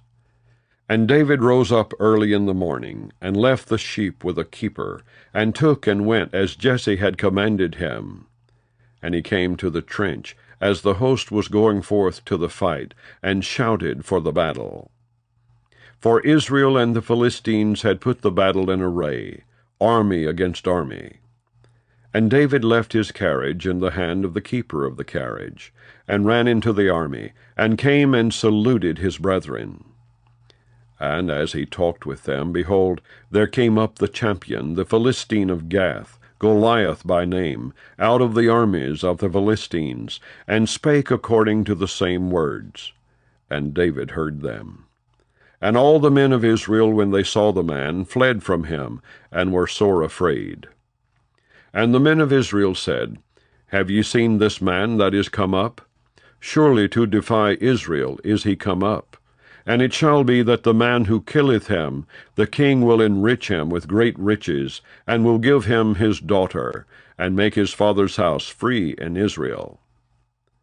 And David spake to the men that stood by him, saying, What shall be done to the man that killeth this Philistine, and taketh away the reproach from Israel?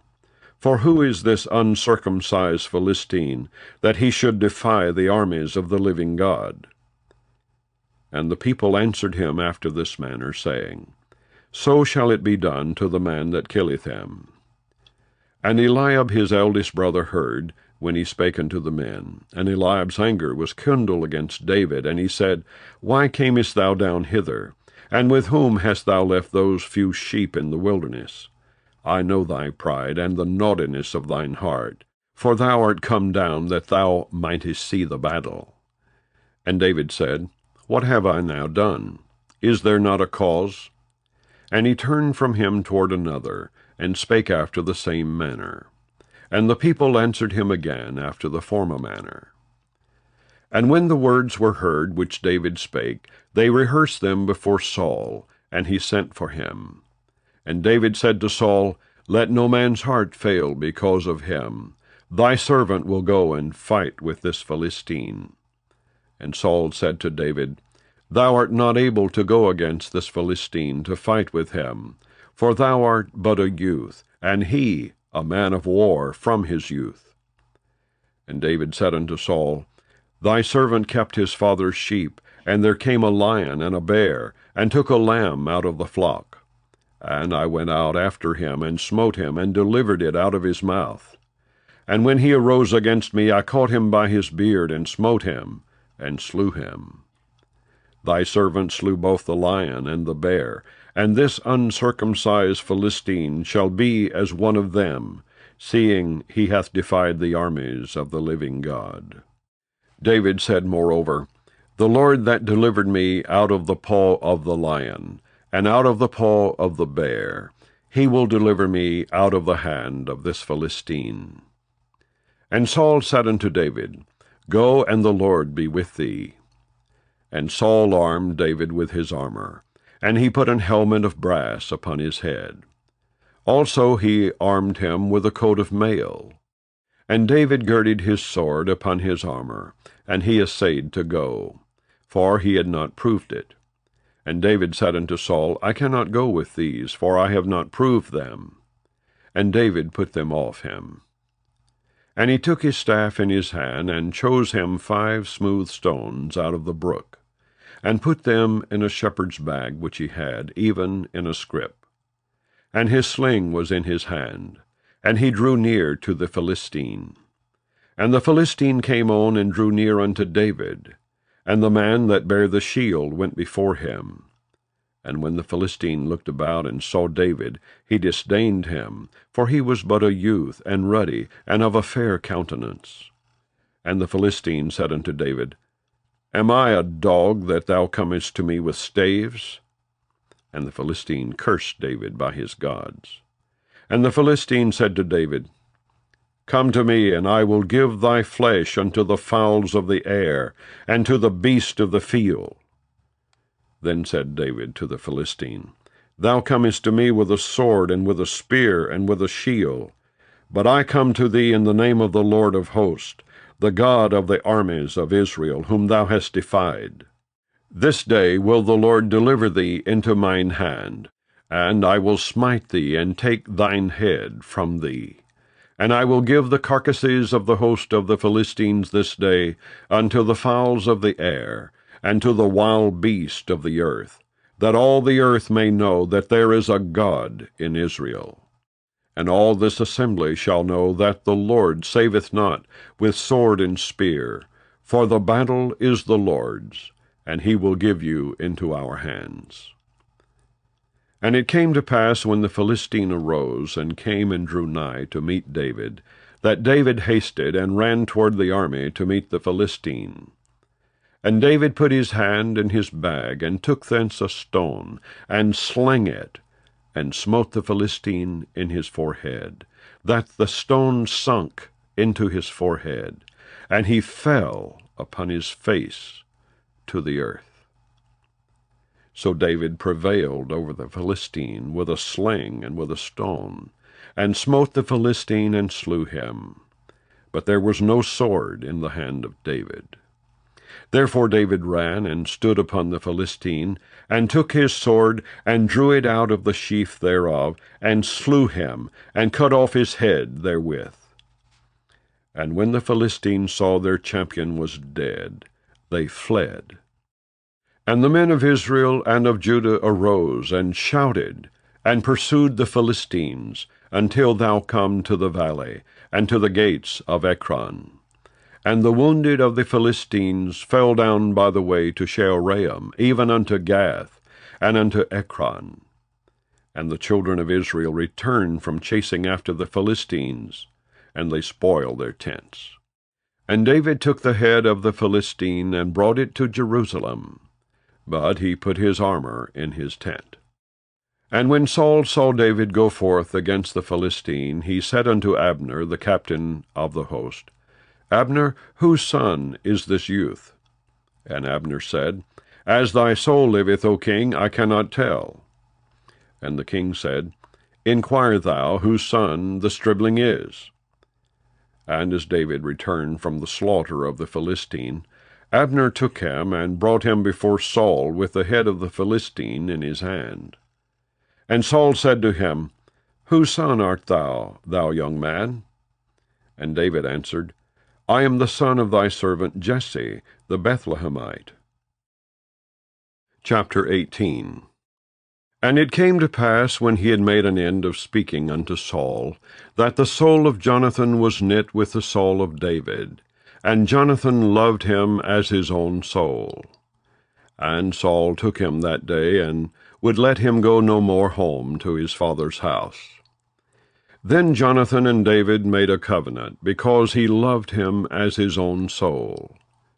And Jonathan stripped himself of the robe that was upon him, and gave it to David, and his garments, even to his sword, and to his bow, and to his girdle. And David went out whithersoever Saul sent him, and behaved himself wisely. And Saul set him over the men of war, and he was accepted in the sight of all the people, and also in the sight of Saul's servants. And it came to pass, as they came, when David was returned from the slaughter of the Philistine, that the women came out of all cities of Israel, singing and dancing, to meet King Saul, with tabrets, with joy, and with instruments of music. And the women answered one another as they played, and said, Saul hath slain his thousands, and David his 10,000s. And Saul was very wroth, and the saying displeased him. And he said, They have ascribed unto David 10,000s, and to me they have ascribed but thousands. And what can he have more but the kingdom? And Saul eyed David from that day and forward. And it came to pass on the morrow that the evil spirit from God came upon Saul, and he prophesied in the midst of the house. And David played with his hand, as at other times, and there was a javelin in Saul's hand. And Saul cast the javelin, for he said, I will smite David even to the wall with it. And David avoided out of his presence twice. And Saul was afraid of David, because the Lord was with him, and was departed from Saul. Therefore Saul removed him from him, and made him his captain over 1,000. And he went out and came in before the people. And David behaved himself wisely in all his ways, and the Lord was with him. Wherefore when Saul saw that he behaved himself very wisely, he was afraid of him. But all Israel and Judah loved David, because he went out and came in before them. And Saul said to David, Behold my elder daughter Merab, her will I give thee to wife. Only be thou valiant for me, and fight the Lord's battles. For Saul said, Let not mine hand be upon him, but let the hand of the Philistines be upon him. And David said unto Saul, Who am I, and what is my life, or my father's family in Israel, that I should be son-in-law to the king? But it came to pass at the time when Merab, Saul's daughter, should have been given to David, that she was given unto Adriel the Maholathite to wife. And Michal, Saul's daughter, loved David. And they told Saul, and the thing pleased him. And Saul said, I will give him her, that she may be a snare to him, and that the hand of the Philistines may be against him. Wherefore Saul said to David, Thou shalt this day be my son-in-law in the one of the twain. And Saul commanded his servants, saying, Commune with David secretly, and say, Behold, the king hath delight in thee, and all his servants love thee. Now therefore be the king's son-in-law. And Saul's servants spake those words in the ears of David. And David said, Seemeth it to you a light thing to be a king's son-in-law, seeing that I am a poor man and lightly esteemed? And the servants of Saul told him, saying, On this manner spake David. And Saul said, Thus shall ye say to David, The king desireth not any dowry, but 100 foreskins of the Philistines, to be avenged of the king's enemies. But Saul thought to make David fall by the hand of the Philistines. And when his servants told David these words, it pleased David well to be the king's son-in-law. And the days were not expired. Wherefore David arose and went, he and his men, and slew of the Philistines 200 men. And David brought their foreskins, and they gave them in full tale to the king, that he might be the king's son-in-law. And Saul gave him Michal, his daughter, to wife. And Saul saw and knew that the Lord was with David, and that Michal, Saul's daughter, loved him. And Saul was yet the more afraid of David, and Saul became David's enemy continually. Then the princes of the Philistines went forth.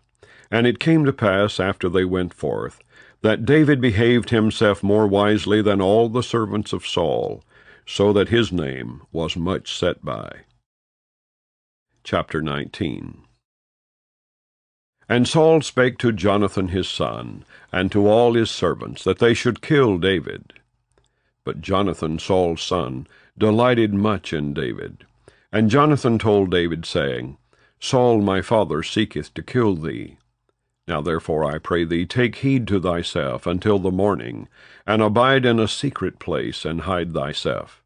And I will go out and stand beside my father in the field where thou art, and I will commune with my father of thee.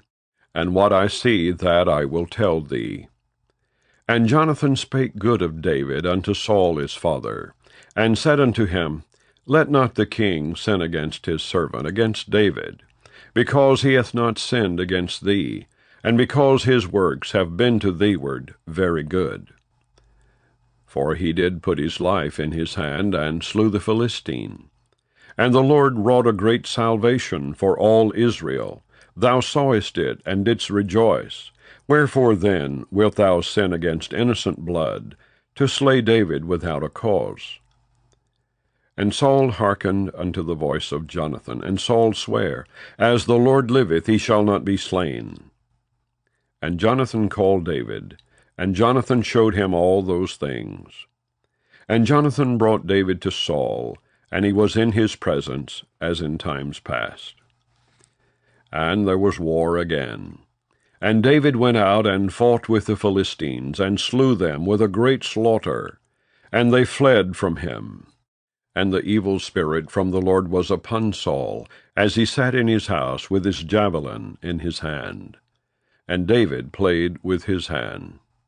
And Saul sought to smite David even to the wall with the javelin, but he slipped away out of Saul's presence, and he smote the javelin into the wall. And David fled, and escaped that night. Saul also sent messengers unto David's house to watch him, and to slay him in the morning. And Michal, David's wife, told him, saying, If thou save not thy life tonight, tomorrow thou shalt be slain. So Michal let David down through a window, and he went and fled, and escaped. And Michal took an image, and laid it in the bed, and put a pillow of goat's hair for his bolster, and covered it with a cloth. And when Saul sent messengers to take David, she said, He is sick. And Saul sent the messengers again to see David, saying, Bring him up to me in the bed, that I may slay him. And when the messengers were come in, behold, there was an image in the bed with a pillow of goat's hair for his bolster. And Saul said unto Michal, Why hast thou deceived me so, and sent away mine enemy that he is escaped? And Michal answered Saul, He said unto me, Let me go, why should I kill thee? So David fled and escaped, and came to Samuel to Ramah, and told him all that Saul had done to him. And he and Samuel went and dwelt in Naioth. And it was told Saul, saying, Behold, David is at Naioth in Ramah. And Saul sent messengers to take David. And when they saw the company of the prophets prophesying, and Samuel standing as appointed over them, the Spirit of God was upon the messengers of Saul, and they also prophesied. And when it was told Saul, he sent other messengers, and they prophesied likewise. And Saul sent messengers again the third time, and they prophesied also. Then went he also to Ramah, and came to a great well that is in Secu. And he asked and said, Where are Samuel and David? And one said, Behold, they be at Naioth in Ramah. And he went thither to Naioth in Ramah. And the Spirit of God was upon him also. And he went on and prophesied, until he came to Naioth in Ramah. And he stripped off his clothes also, and prophesied before Samuel in like manner, and lay down naked all that day and all that night. Wherefore they say, Is Saul also among the prophets? Chapter 20. And David fled from Naioth in Ramah, and came and said before Jonathan, What have I done? What is mine iniquity? And what is my sin before thy father, that he seeketh my life? And he said unto him, God forbid, thou shalt not die. Behold, my father will do nothing, either great or small, but that he will show it me. And why should my father hide this thing from me? It is not so. And David sware moreover, and said, Thy father certainly knoweth that I have found grace in thine eyes. And he saith, Let not Jonathan know this, lest he be grieved. But truly as the Lord liveth, and as thy soul liveth, there is but a step between me and death. Then said Jonathan unto David, Whatsoever thy soul desireth, I will even do it for thee. And David said unto Jonathan, Behold, tomorrow is the new moon, and I should not fail to sit with the king at meat. But let me go, that I may hide myself in the field, until the third day at even. If thy father at all miss me, then say, David earnestly asked leave of me, that he might run to Bethlehem, his city, for there is a yearly sacrifice there for all the family. If he say thus, it is well. Thy servant shall have peace. But if he be very wroth, then be sure that evil is determined by him. Therefore thou shalt deal kindly with thy servant. For thou hast brought thy servant into a covenant of the Lord with thee. Notwithstanding, if there be in me iniquity, slay me thyself, for why shouldest thou bring me to thy father?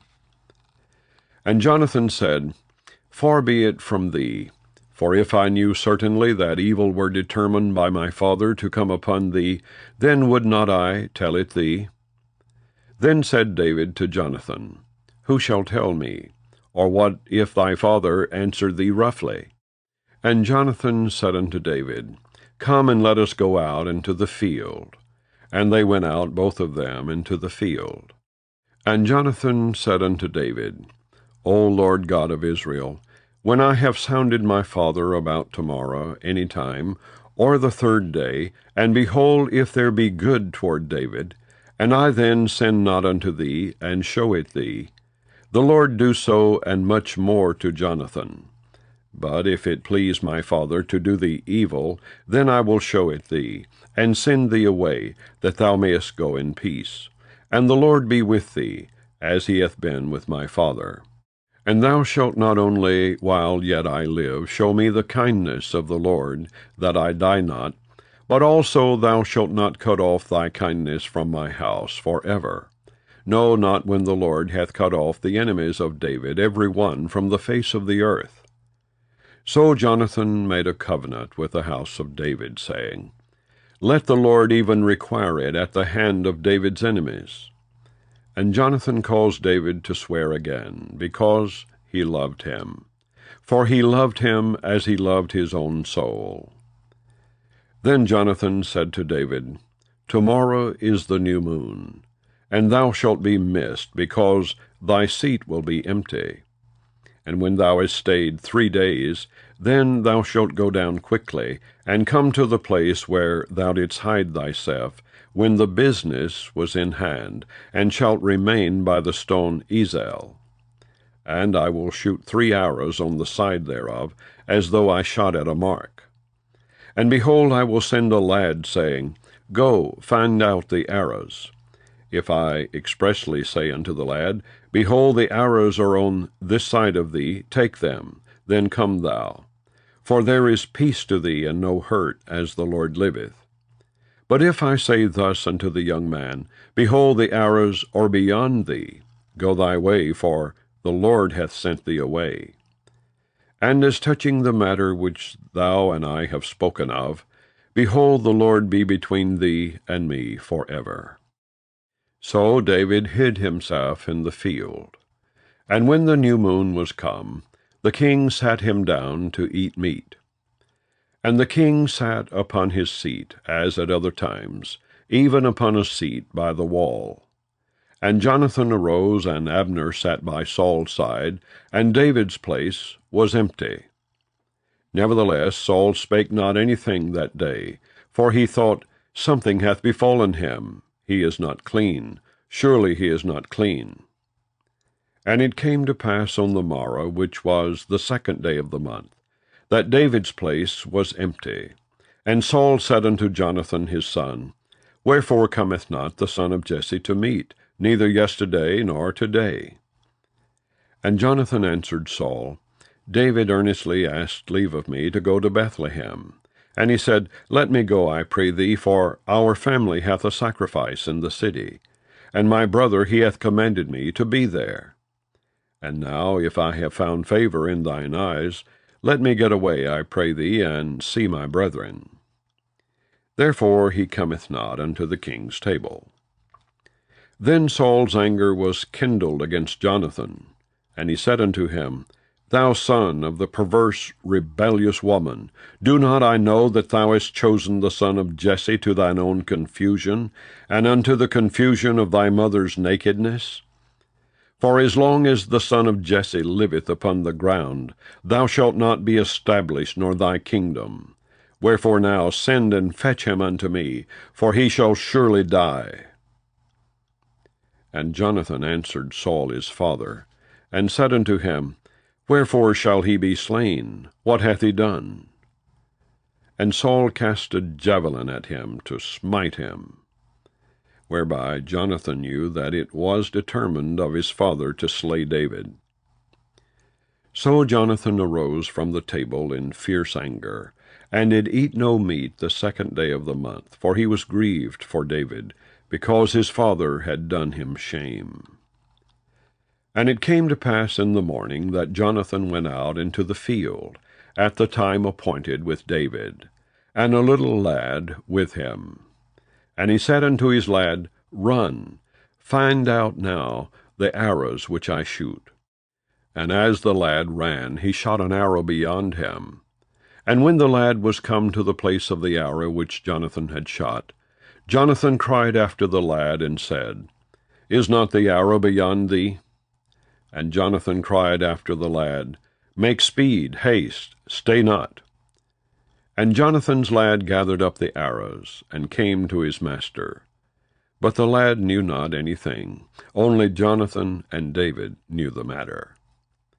And Jonathan gave his artillery unto his lad, and said unto him, Go, carry them to the city. And as soon as the lad was gone, David arose out of a place toward the south, and fell on his face to the ground, and bowed himself 3 times.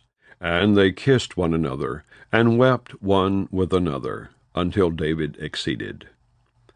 And Jonathan said to David, Go in peace, forasmuch as we have sworn both of us in the name of the Lord, saying, The Lord be between me and thee, and between my seed and thy seed forever.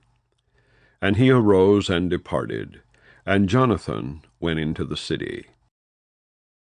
Chapter 21.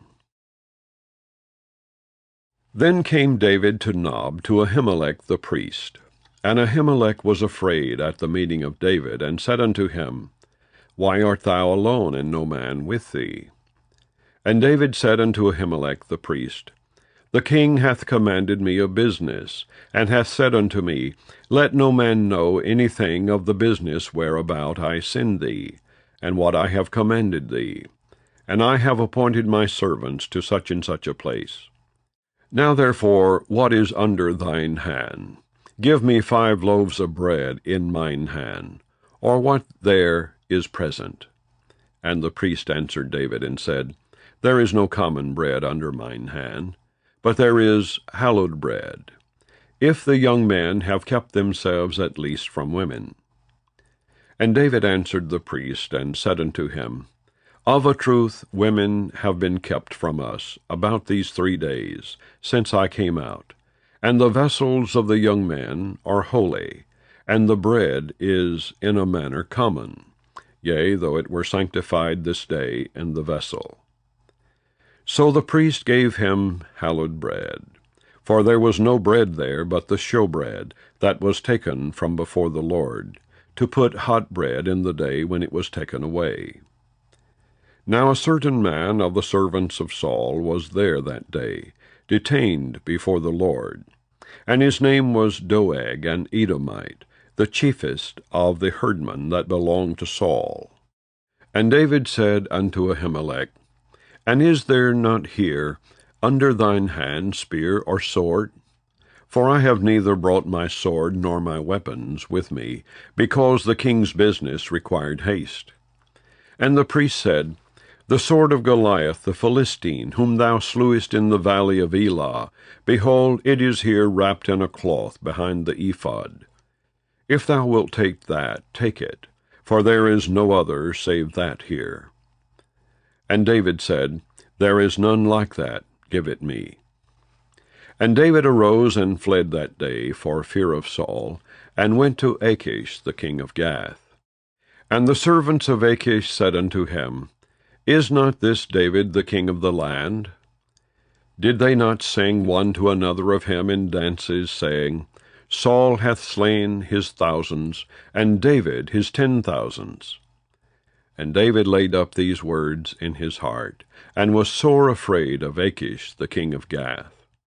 And he changed his behavior before them, and feigned himself mad in their hands, and scrabbled on the doors of the gate, and let his spittle fall down upon his beard. Then said Achish unto his servants, Lo, ye see the man is mad. Wherefore then have ye brought him to me? Have I need of madmen, that ye have brought this fellow to play the madman in my presence? Shall this fellow come into my house? Chapter 22. David therefore departed thence, and escaped to the cave Adullam.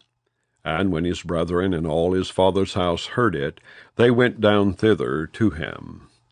And every one that was in distress, and every one that was in debt, And every one that was discontented gathered themselves unto him, and he became a captain over them, and there were with him about 400 men.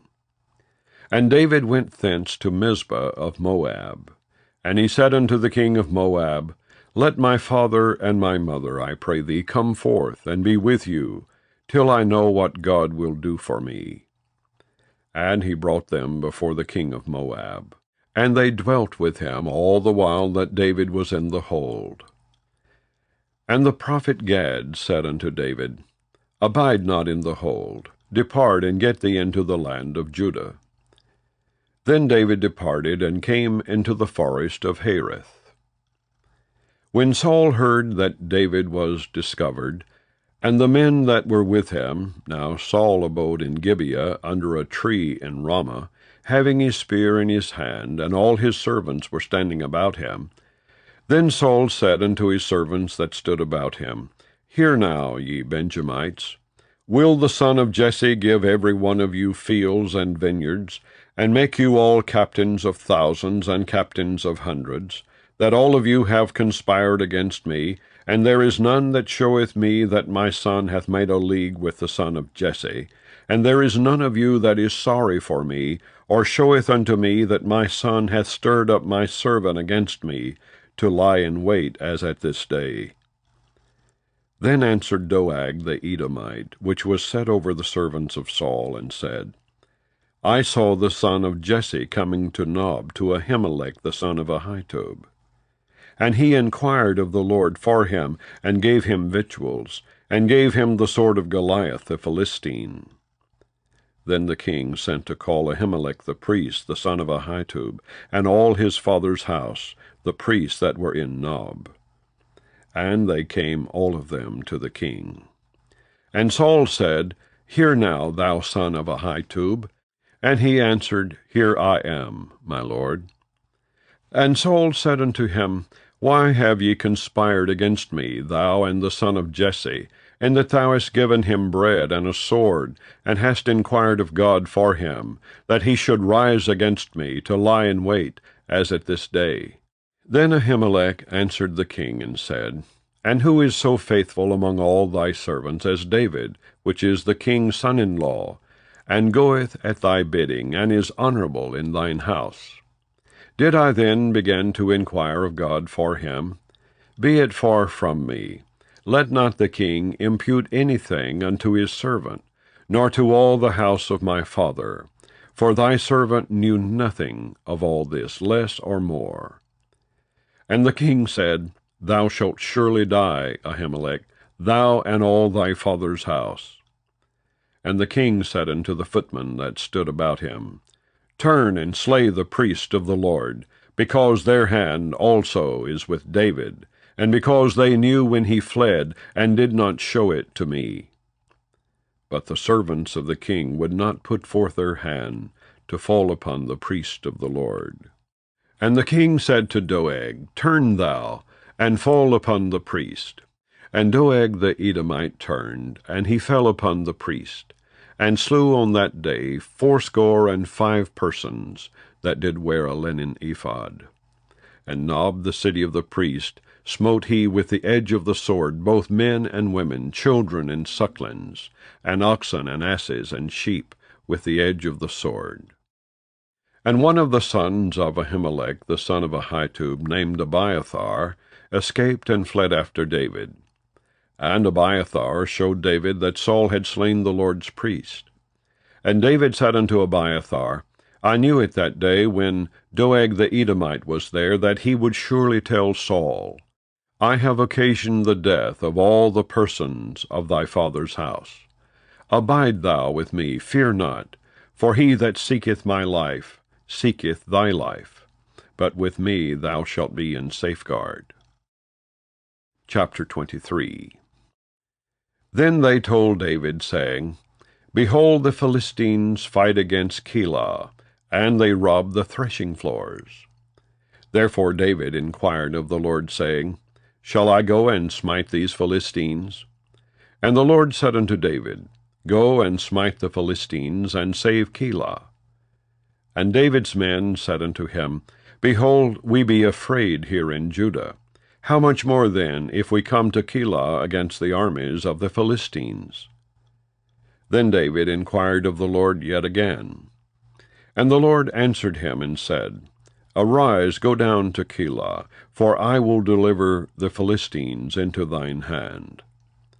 So David and his men went to Keilah, and fought with the Philistines, and brought away their cattle, and smote them with a great slaughter. So David saved the inhabitants of Keilah. And it came to pass, when Abiathar the son of Ahimelech fled to David to Keilah, that he came down with an ephod in his hand. And it was told Saul that David was come to Keilah. And Saul said, God hath delivered him into mine hand, for he is shut in by entering into a town that hath gates and bars. And Saul called all the people together to war, to go down to Keilah, to besiege David and his men. And David knew that Saul secretly practiced mischief against him. And he said to Abiathar the priest, Bring hither the ephod. Then said David, O Lord God of Israel, thy servant hath certainly heard that Saul seeketh to come to Keilah, to destroy the city for my sake. Will the men of Keilah deliver me up into his hand? Will Saul come down as thy servant hath heard? O Lord God of Israel, I beseech thee, tell thy servant. And the Lord said, He will come down.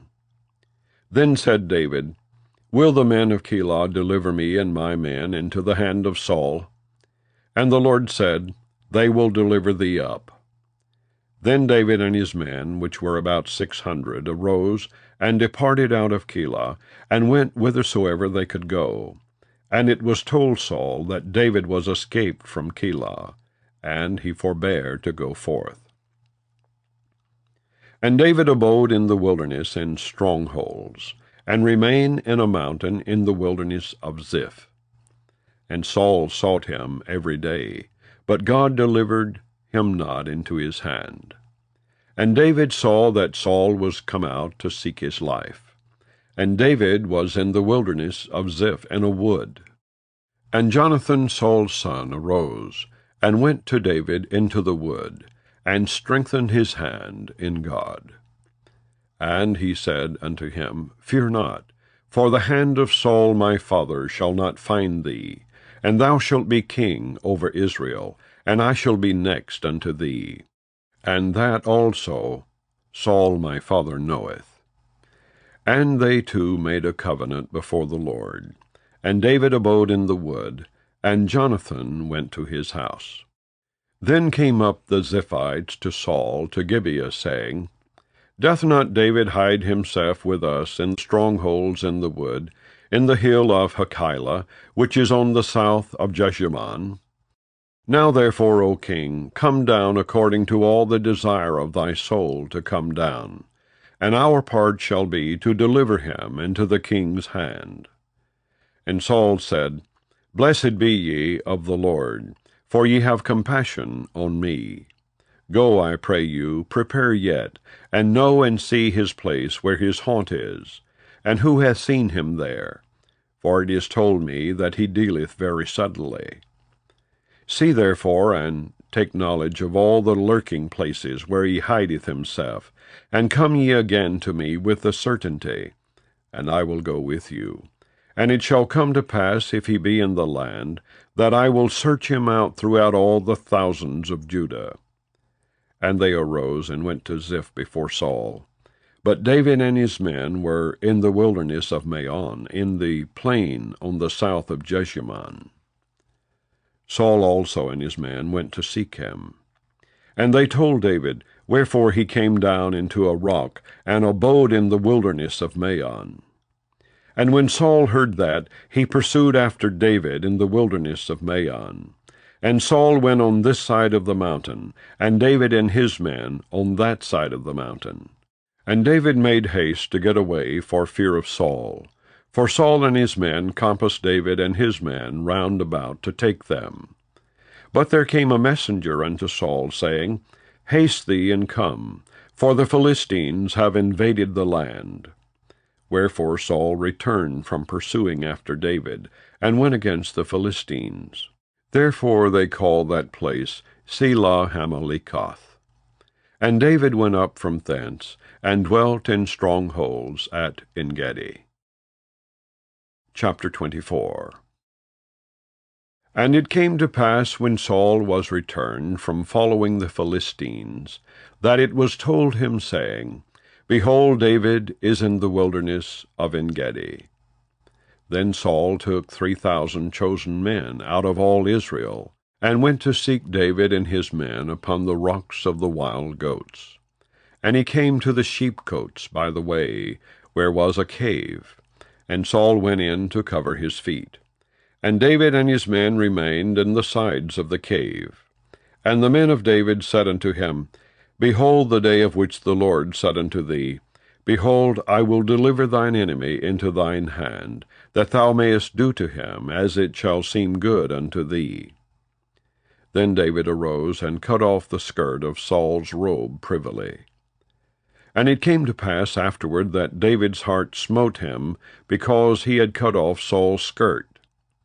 And he said unto his men, The Lord forbid that I should do this thing unto my master, the Lord's anointed, to stretch forth mine hand against him, seeing he is the anointed of the Lord.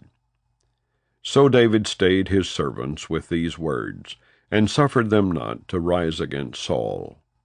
But Saul rose up out of the cave, and went on his way. David also arose afterward, and went out of the cave, and cried after Saul, saying, My lord the king. And when Saul looked behind him, David stooped with his face to the earth, and bowed himself. And David said to Saul, Wherefore hearest thou men's words, saying, Behold, David seeketh thy hurt? Behold, this day thine eyes have seen how that the Lord had delivered thee today into mine hand in the cave. And some bade me kill thee, but mine eye spared thee. And I said, I will not put forth mine hand against my Lord, for he is the Lord's anointed. Moreover, my father, see the skirt of thy robe in my hand. For in that I cut off the skirt of thy robe, and killed thee not, know thou and see that there is neither evil nor transgression in mine hand, and I have not sinned against thee. Yet thou huntest my soul to take it. The Lord judge between me and thee, and the Lord avenge me of thee, but mine hand shall not be upon thee. As saith the proverb of the ancients, Wickedness proceedeth from the wicked, but mine hand shall not be upon thee. After whom is the king of Israel come out? After whom dost thou pursue? After a dead dog? After a flea? The Lord therefore be judge, and judge between me and thee, and see, and plead my cause, and deliver me out of thine hand.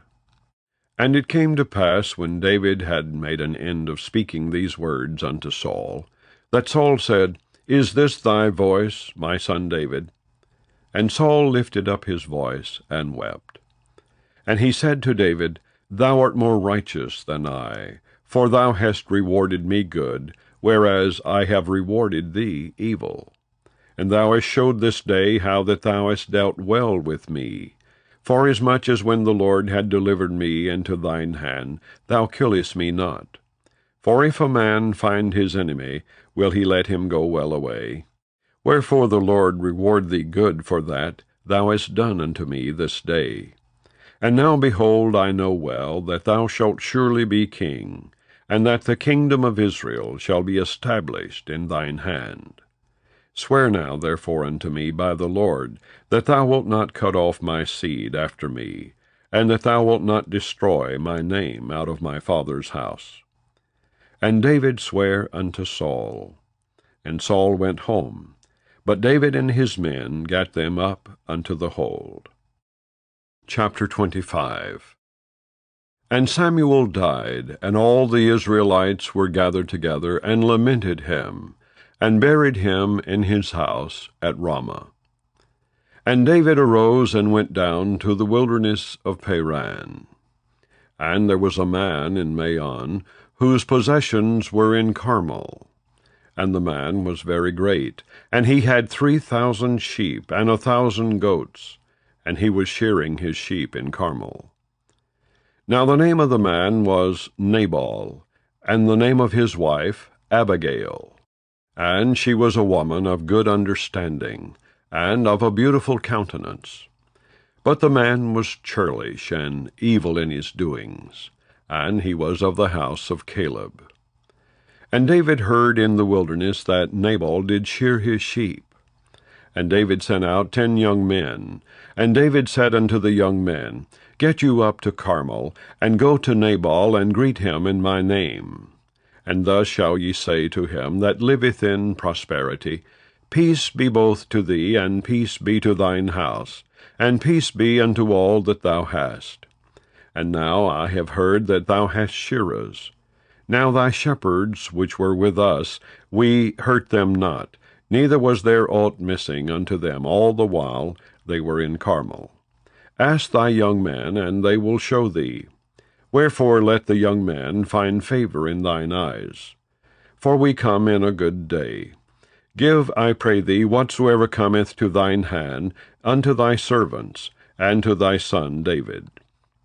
And when David's young men came, they spake to Nabal, according to all those words in the name of David, and ceased. And Nabal answered David's servants, and said, Who is David? And who is the son of Jesse? There be many servants nowadays that break away every man from his master. Shall I then take my bread and my water, and my flesh that I have killed for my shearers, and give it unto men, whom I know not whence they be? So David's young men turned their way, and went again, and came and told him all those sayings. And David said unto his men, Gird ye on every man his sword. And they girded on every man his sword. And David also girded on his sword. And there went up after David about 400 men, and 200 abode by the stuff. But one of the young men told Abigail, Nabal's wife, saying, Behold, David sent messengers out of the wilderness to salute our master, and he railed on them. But the men were very good unto us, and we were not hurt, neither missed we anything, as long as we were conversant with them, when we were in the fields. They were a wall unto us, both by night and day, all the while we were with them, keeping the sheep.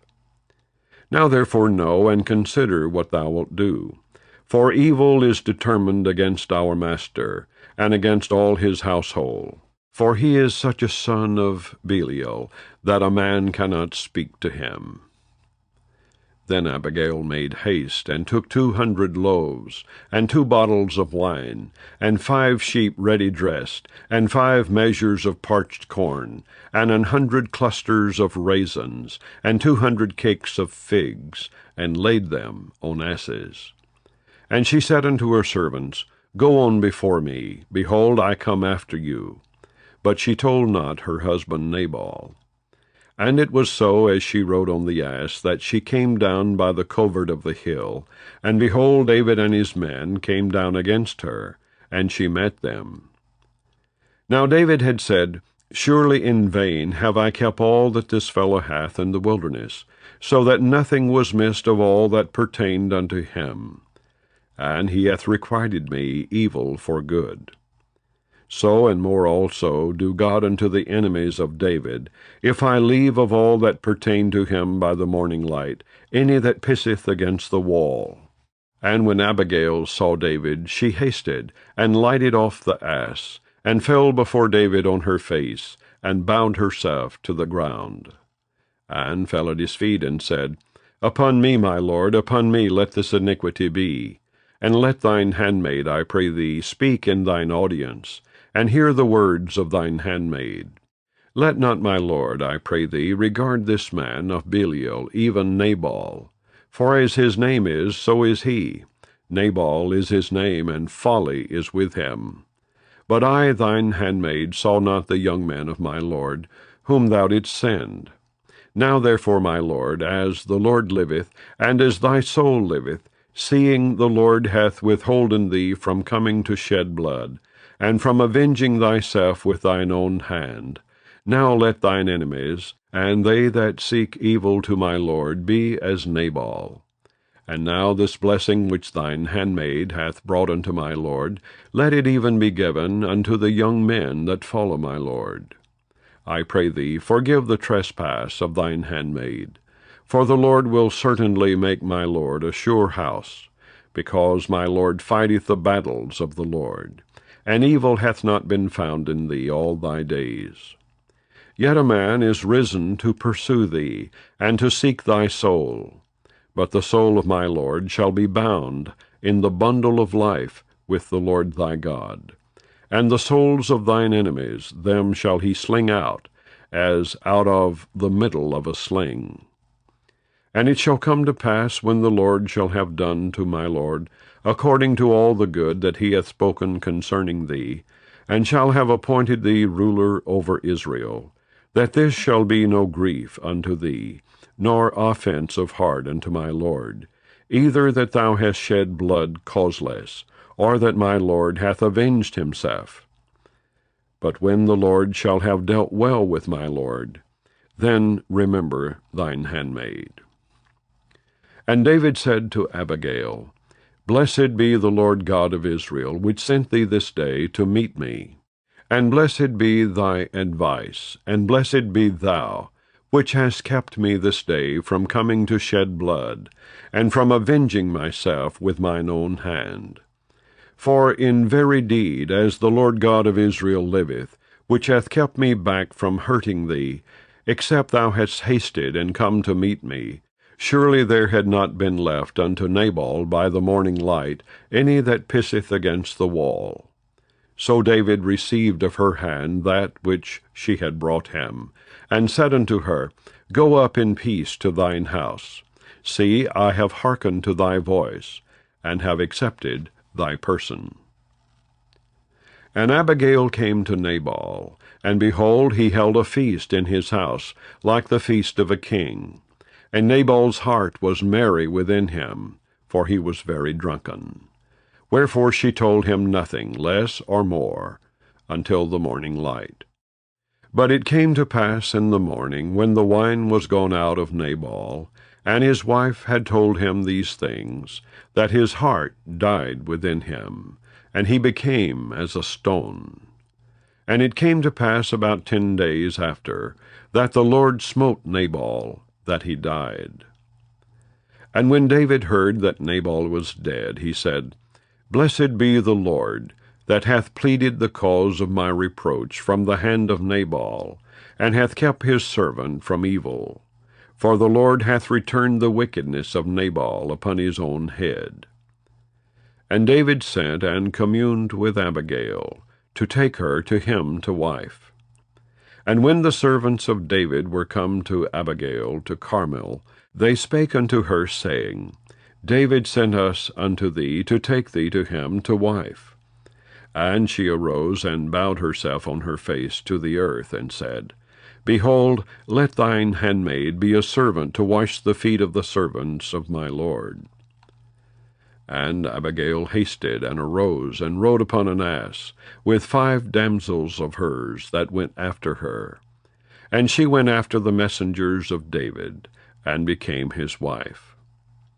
David also took Ahinoam of Jezreel, and they were also both of them his wives.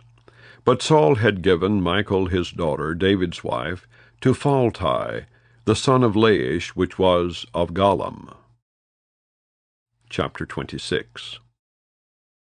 And the Ziphites came unto Saul to Gibeah, saying, Doth not David hide himself in the hill of Hachilah, which is before Jeshimon? Then Saul arose and went down to the wilderness of Ziph, having 3,000 chosen men of Israel with him, to seek David in the wilderness of Ziph. And Saul pitched in the hill of Hachilah, which is before Jeshimon, by the way. But David abode in the wilderness, and he saw that Saul came after him into the wilderness. David therefore sent out spies, and understood that Saul was come in very deed. And David arose and came to the place where Saul had pitched. And David beheld the place where Saul lay, and Abner the son of Ner, the captain of his host. And Saul lay in the trench, and the people pitched round about him.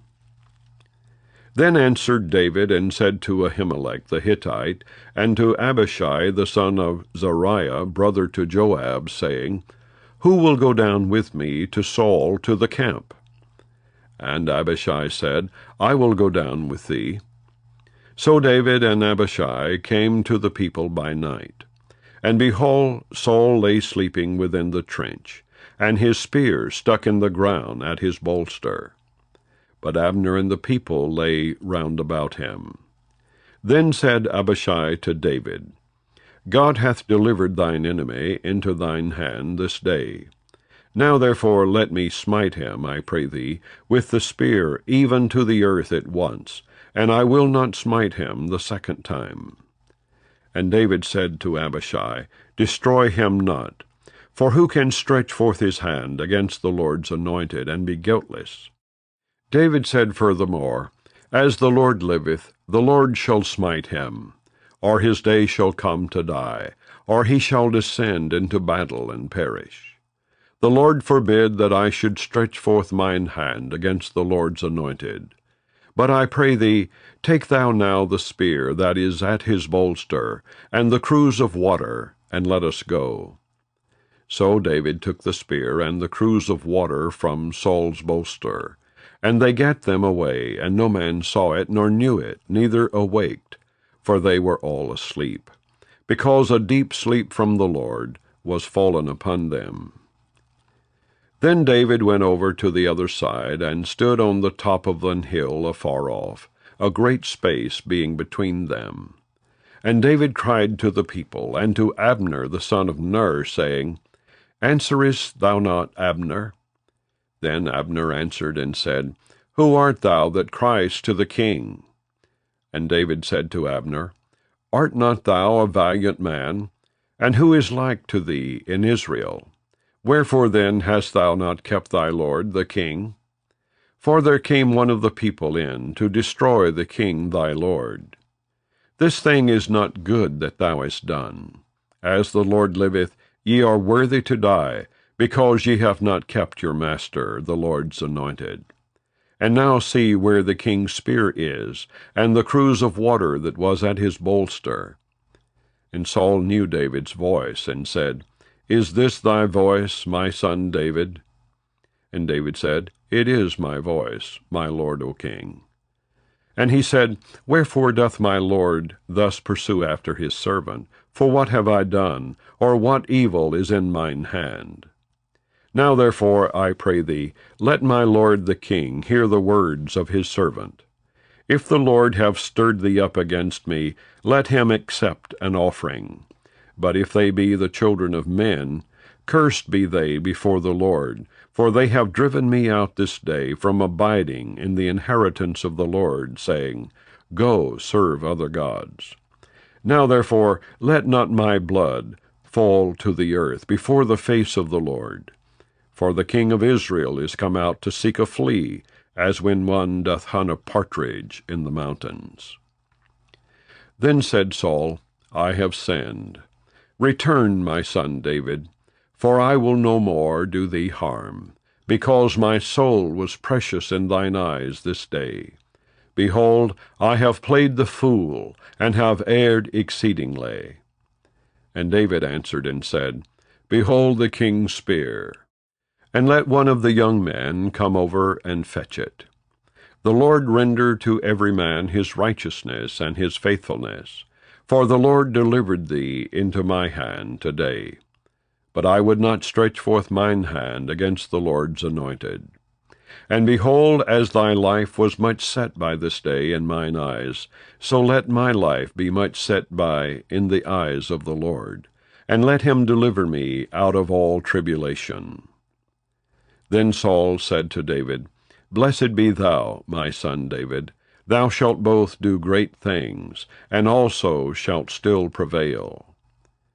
So David went on his way, and Saul returned to his place. Chapter 27. And David said in his heart, I shall now perish one day by the hand of Saul. There is nothing better for me than that I should speedily escape into the land of the Philistines. And Saul shall despair of me, to seek me any more in any coast of Israel. So shall I escape out of his hand. And David arose, and he passed over with the 600 men that were with him unto Achish the son of Maoch, king of Gath.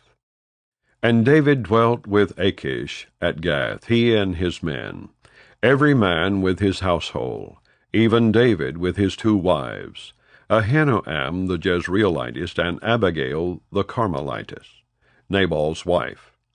And it was told Saul that David was fled to Gath, and he sought no more again for him. And David said unto Achish, If I have now found grace in thine eyes, let them give me a place in some town in the country, that I may dwell there. For why should thy servant dwell in the royal city with thee? Then Achish gave him Ziklag that day, wherefore Ziklag pertaineth unto the kings of Judah unto this day. And the time that David dwelt in the country of the Philistines was a full year and 4 months. And David and his men went up and invaded the Geshurites, and the Gezrites, and the Amalekites. For those nations were of old the inhabitants of the land, as thou goest to Shur, even unto the land of Egypt. And David smote the land, and left neither man nor woman alive, and took away the sheep, and the oxen, and the asses, and the camels, and the apparel, and returned, and came to Achish. And Achish said, Whither have ye made a road today? And David said, Against the south of Judah, and against the south of the Jerahmeelites, and against the south of the Kenites. And David saved neither man nor woman alive, to bring tidings to Gath, saying, Lest they should tell on us, saying, So did David, and so will be his manner all the while he dwelleth in the country of the Philistines. And Achish believed David, saying, He hath made his people Israel utterly to abhor him. Therefore he shall be my servant forever. Chapter 28. And it came to pass in those days that the Philistines gathered their armies together for warfare, to fight with Israel. And Achish said unto David, Know thou assuredly that thou shalt go out with me to battle, thou and thy men. And David said to Achish, Surely thou shalt know what thy servant can do. And Achish said to David, Therefore will I make thee keeper of mine head forever. Now Samuel was dead, and all Israel had lamented him, and buried him in Ramah, even in his own city. And Saul had put away those that had familiar spirits, and the wizards out of the land. And the Philistines gathered themselves together, and came and pitched in Shunem.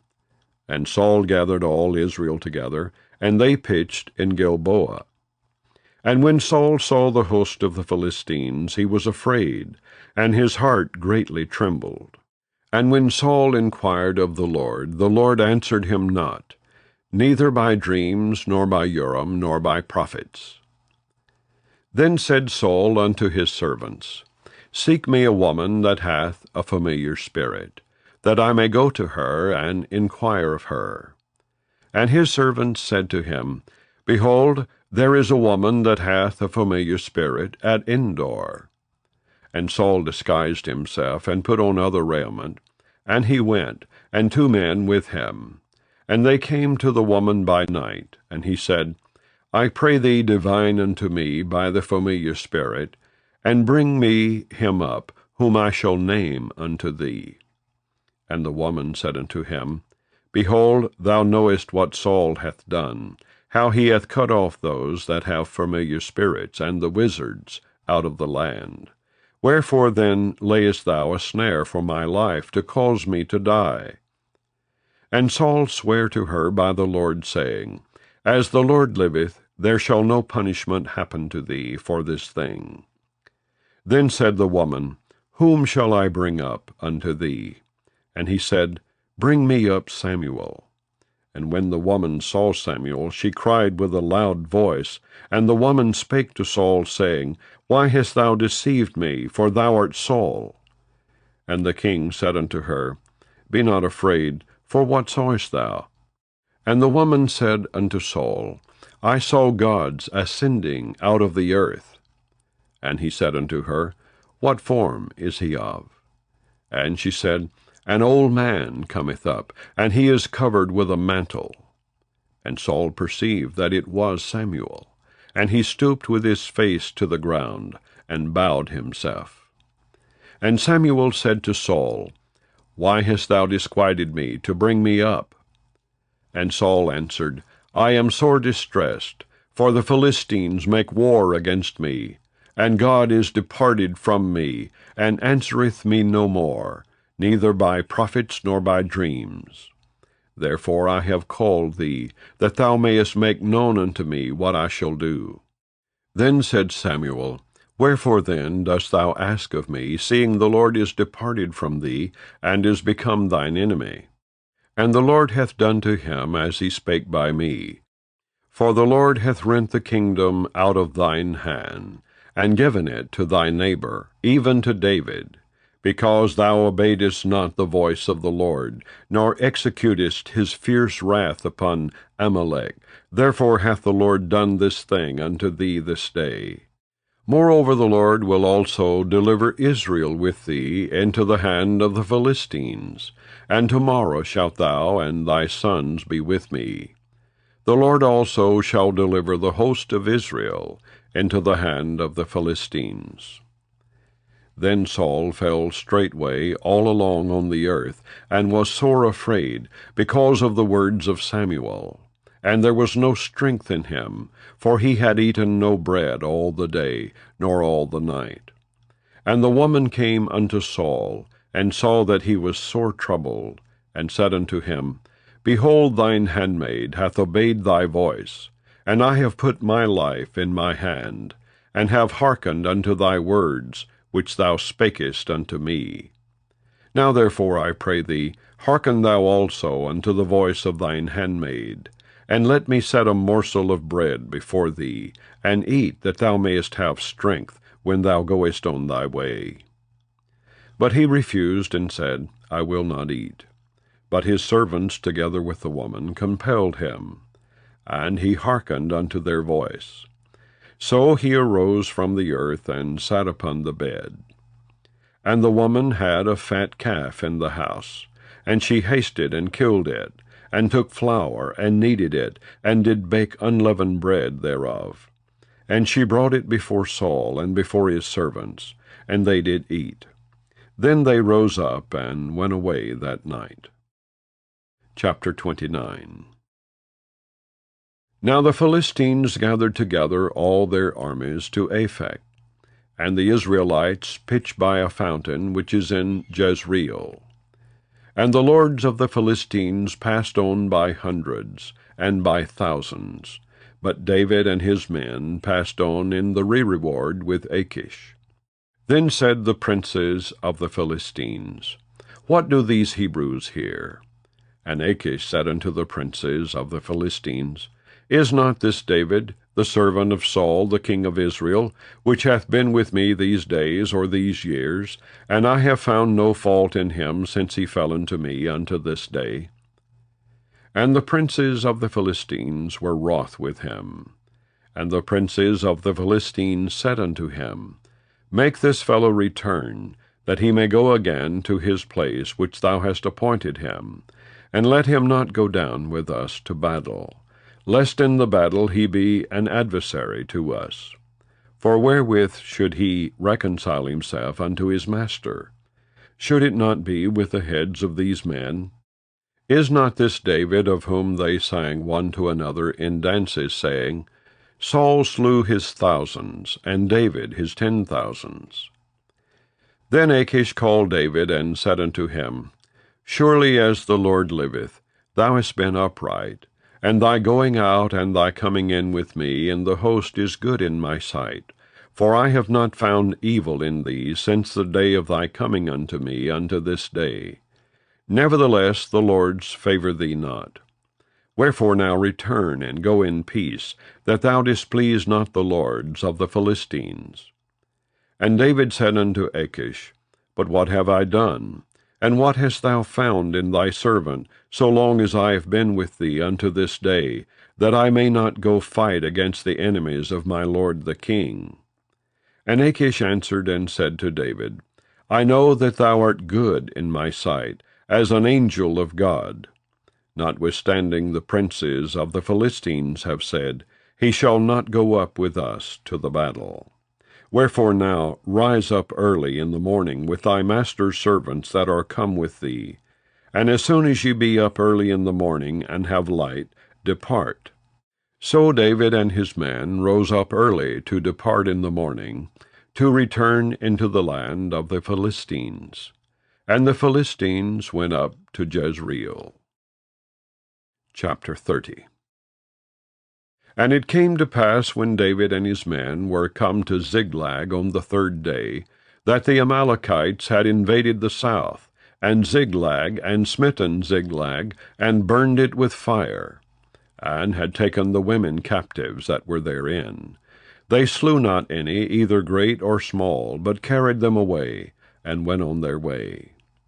So David and his men came to the city, and behold, it was burned with fire, and their wives and their sons and their daughters were taken captives. Then David and the people that were with him lifted up their voice and wept, until they had no more power to weep.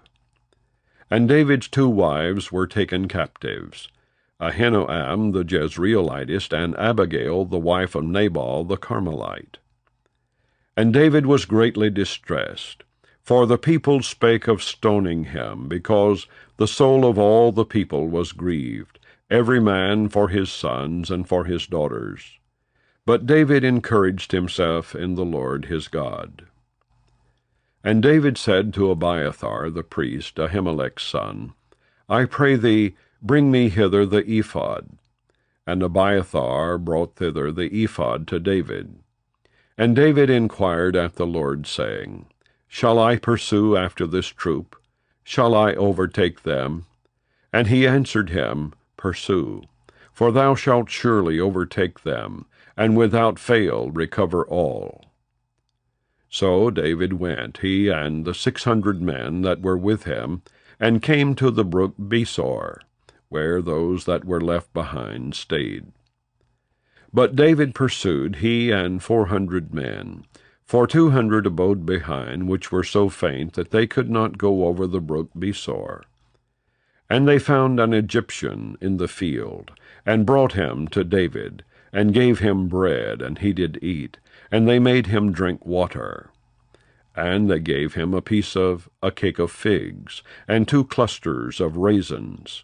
And when he had eaten, his spirit came again to him, for he had eaten no bread, nor drunk any water 3 days and 3 nights. And David said unto him, To whom belongest thou, and whence art thou? And he said, I am a young man of Egypt, servant to an Amalekite. And my master left me, because 3 days agone I fell sick. We made an invasion upon the south of the Cherethites, and upon the coast which belongeth to Judah, and upon the south of Caleb.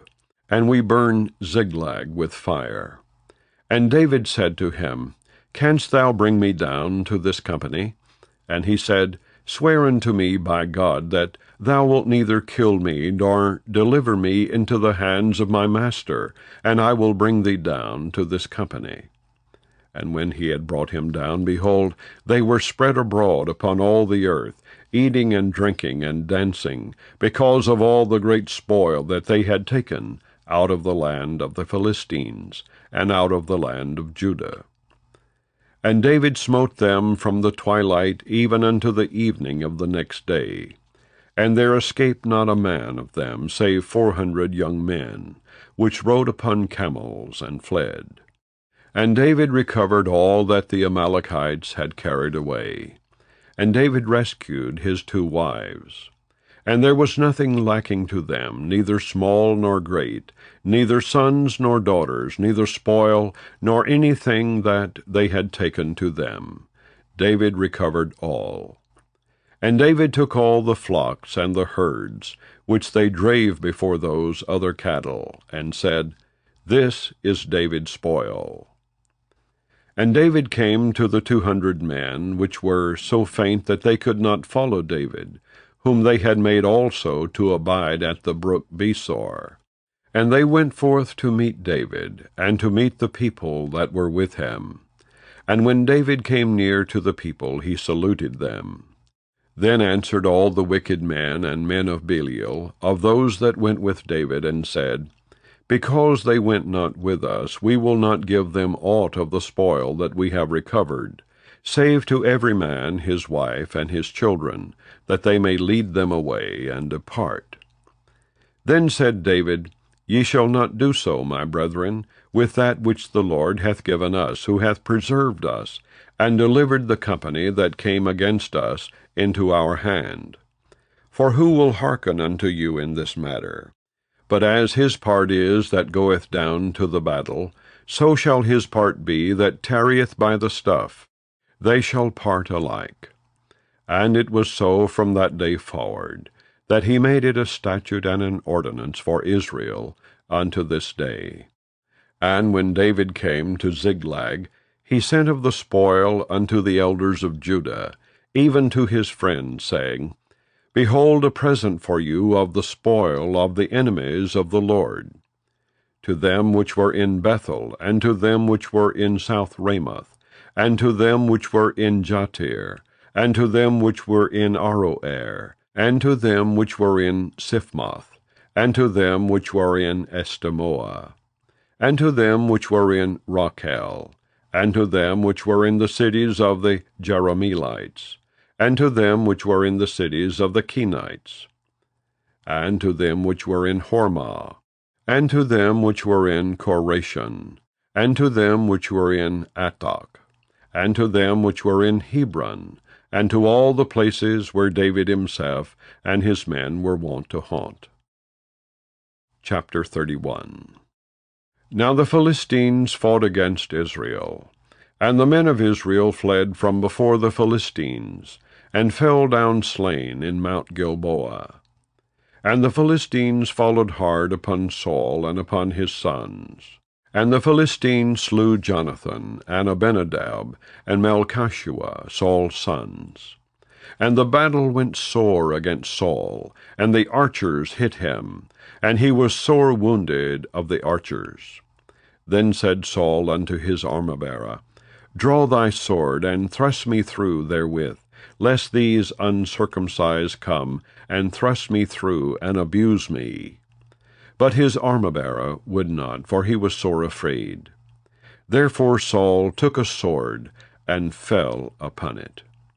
And when his armor-bearer saw that Saul was dead, he fell likewise upon his sword, and died with him. So Saul died, and his 3 sons, and his armor-bearer, and all his men, that same day together. And when the men of Israel that were on the other side of the valley, and they that were on the other side Jordan, saw that the men of Israel fled, and that Saul and his sons were dead, they forsook the cities and fled. And the Philistines came, and dwelt in them. And it came to pass on the morrow, when the Philistines came to strip the slain, that they found Saul and his 3 sons fallen in Mount Gilboa. And they cut off his head, and stripped off his armor, and sent into the land of the Philistines round about, to publish it in the house of their idols, and among the people. And they put his armor in the house of Ashtaroth, and they fastened his body to the wall of Bethshan. And when the inhabitants of Jabesh-Gilead heard of that which the Philistines had done to Saul, all the valiant men arose, and went all night, and took the body of Saul and the bodies of his sons from the wall of Bashan, and came to Jabesh, and burnt them there. And they took their bones, and buried them under a tree at Jabesh, and fasted 7 days. And so concludes the reading of 1 Samuel.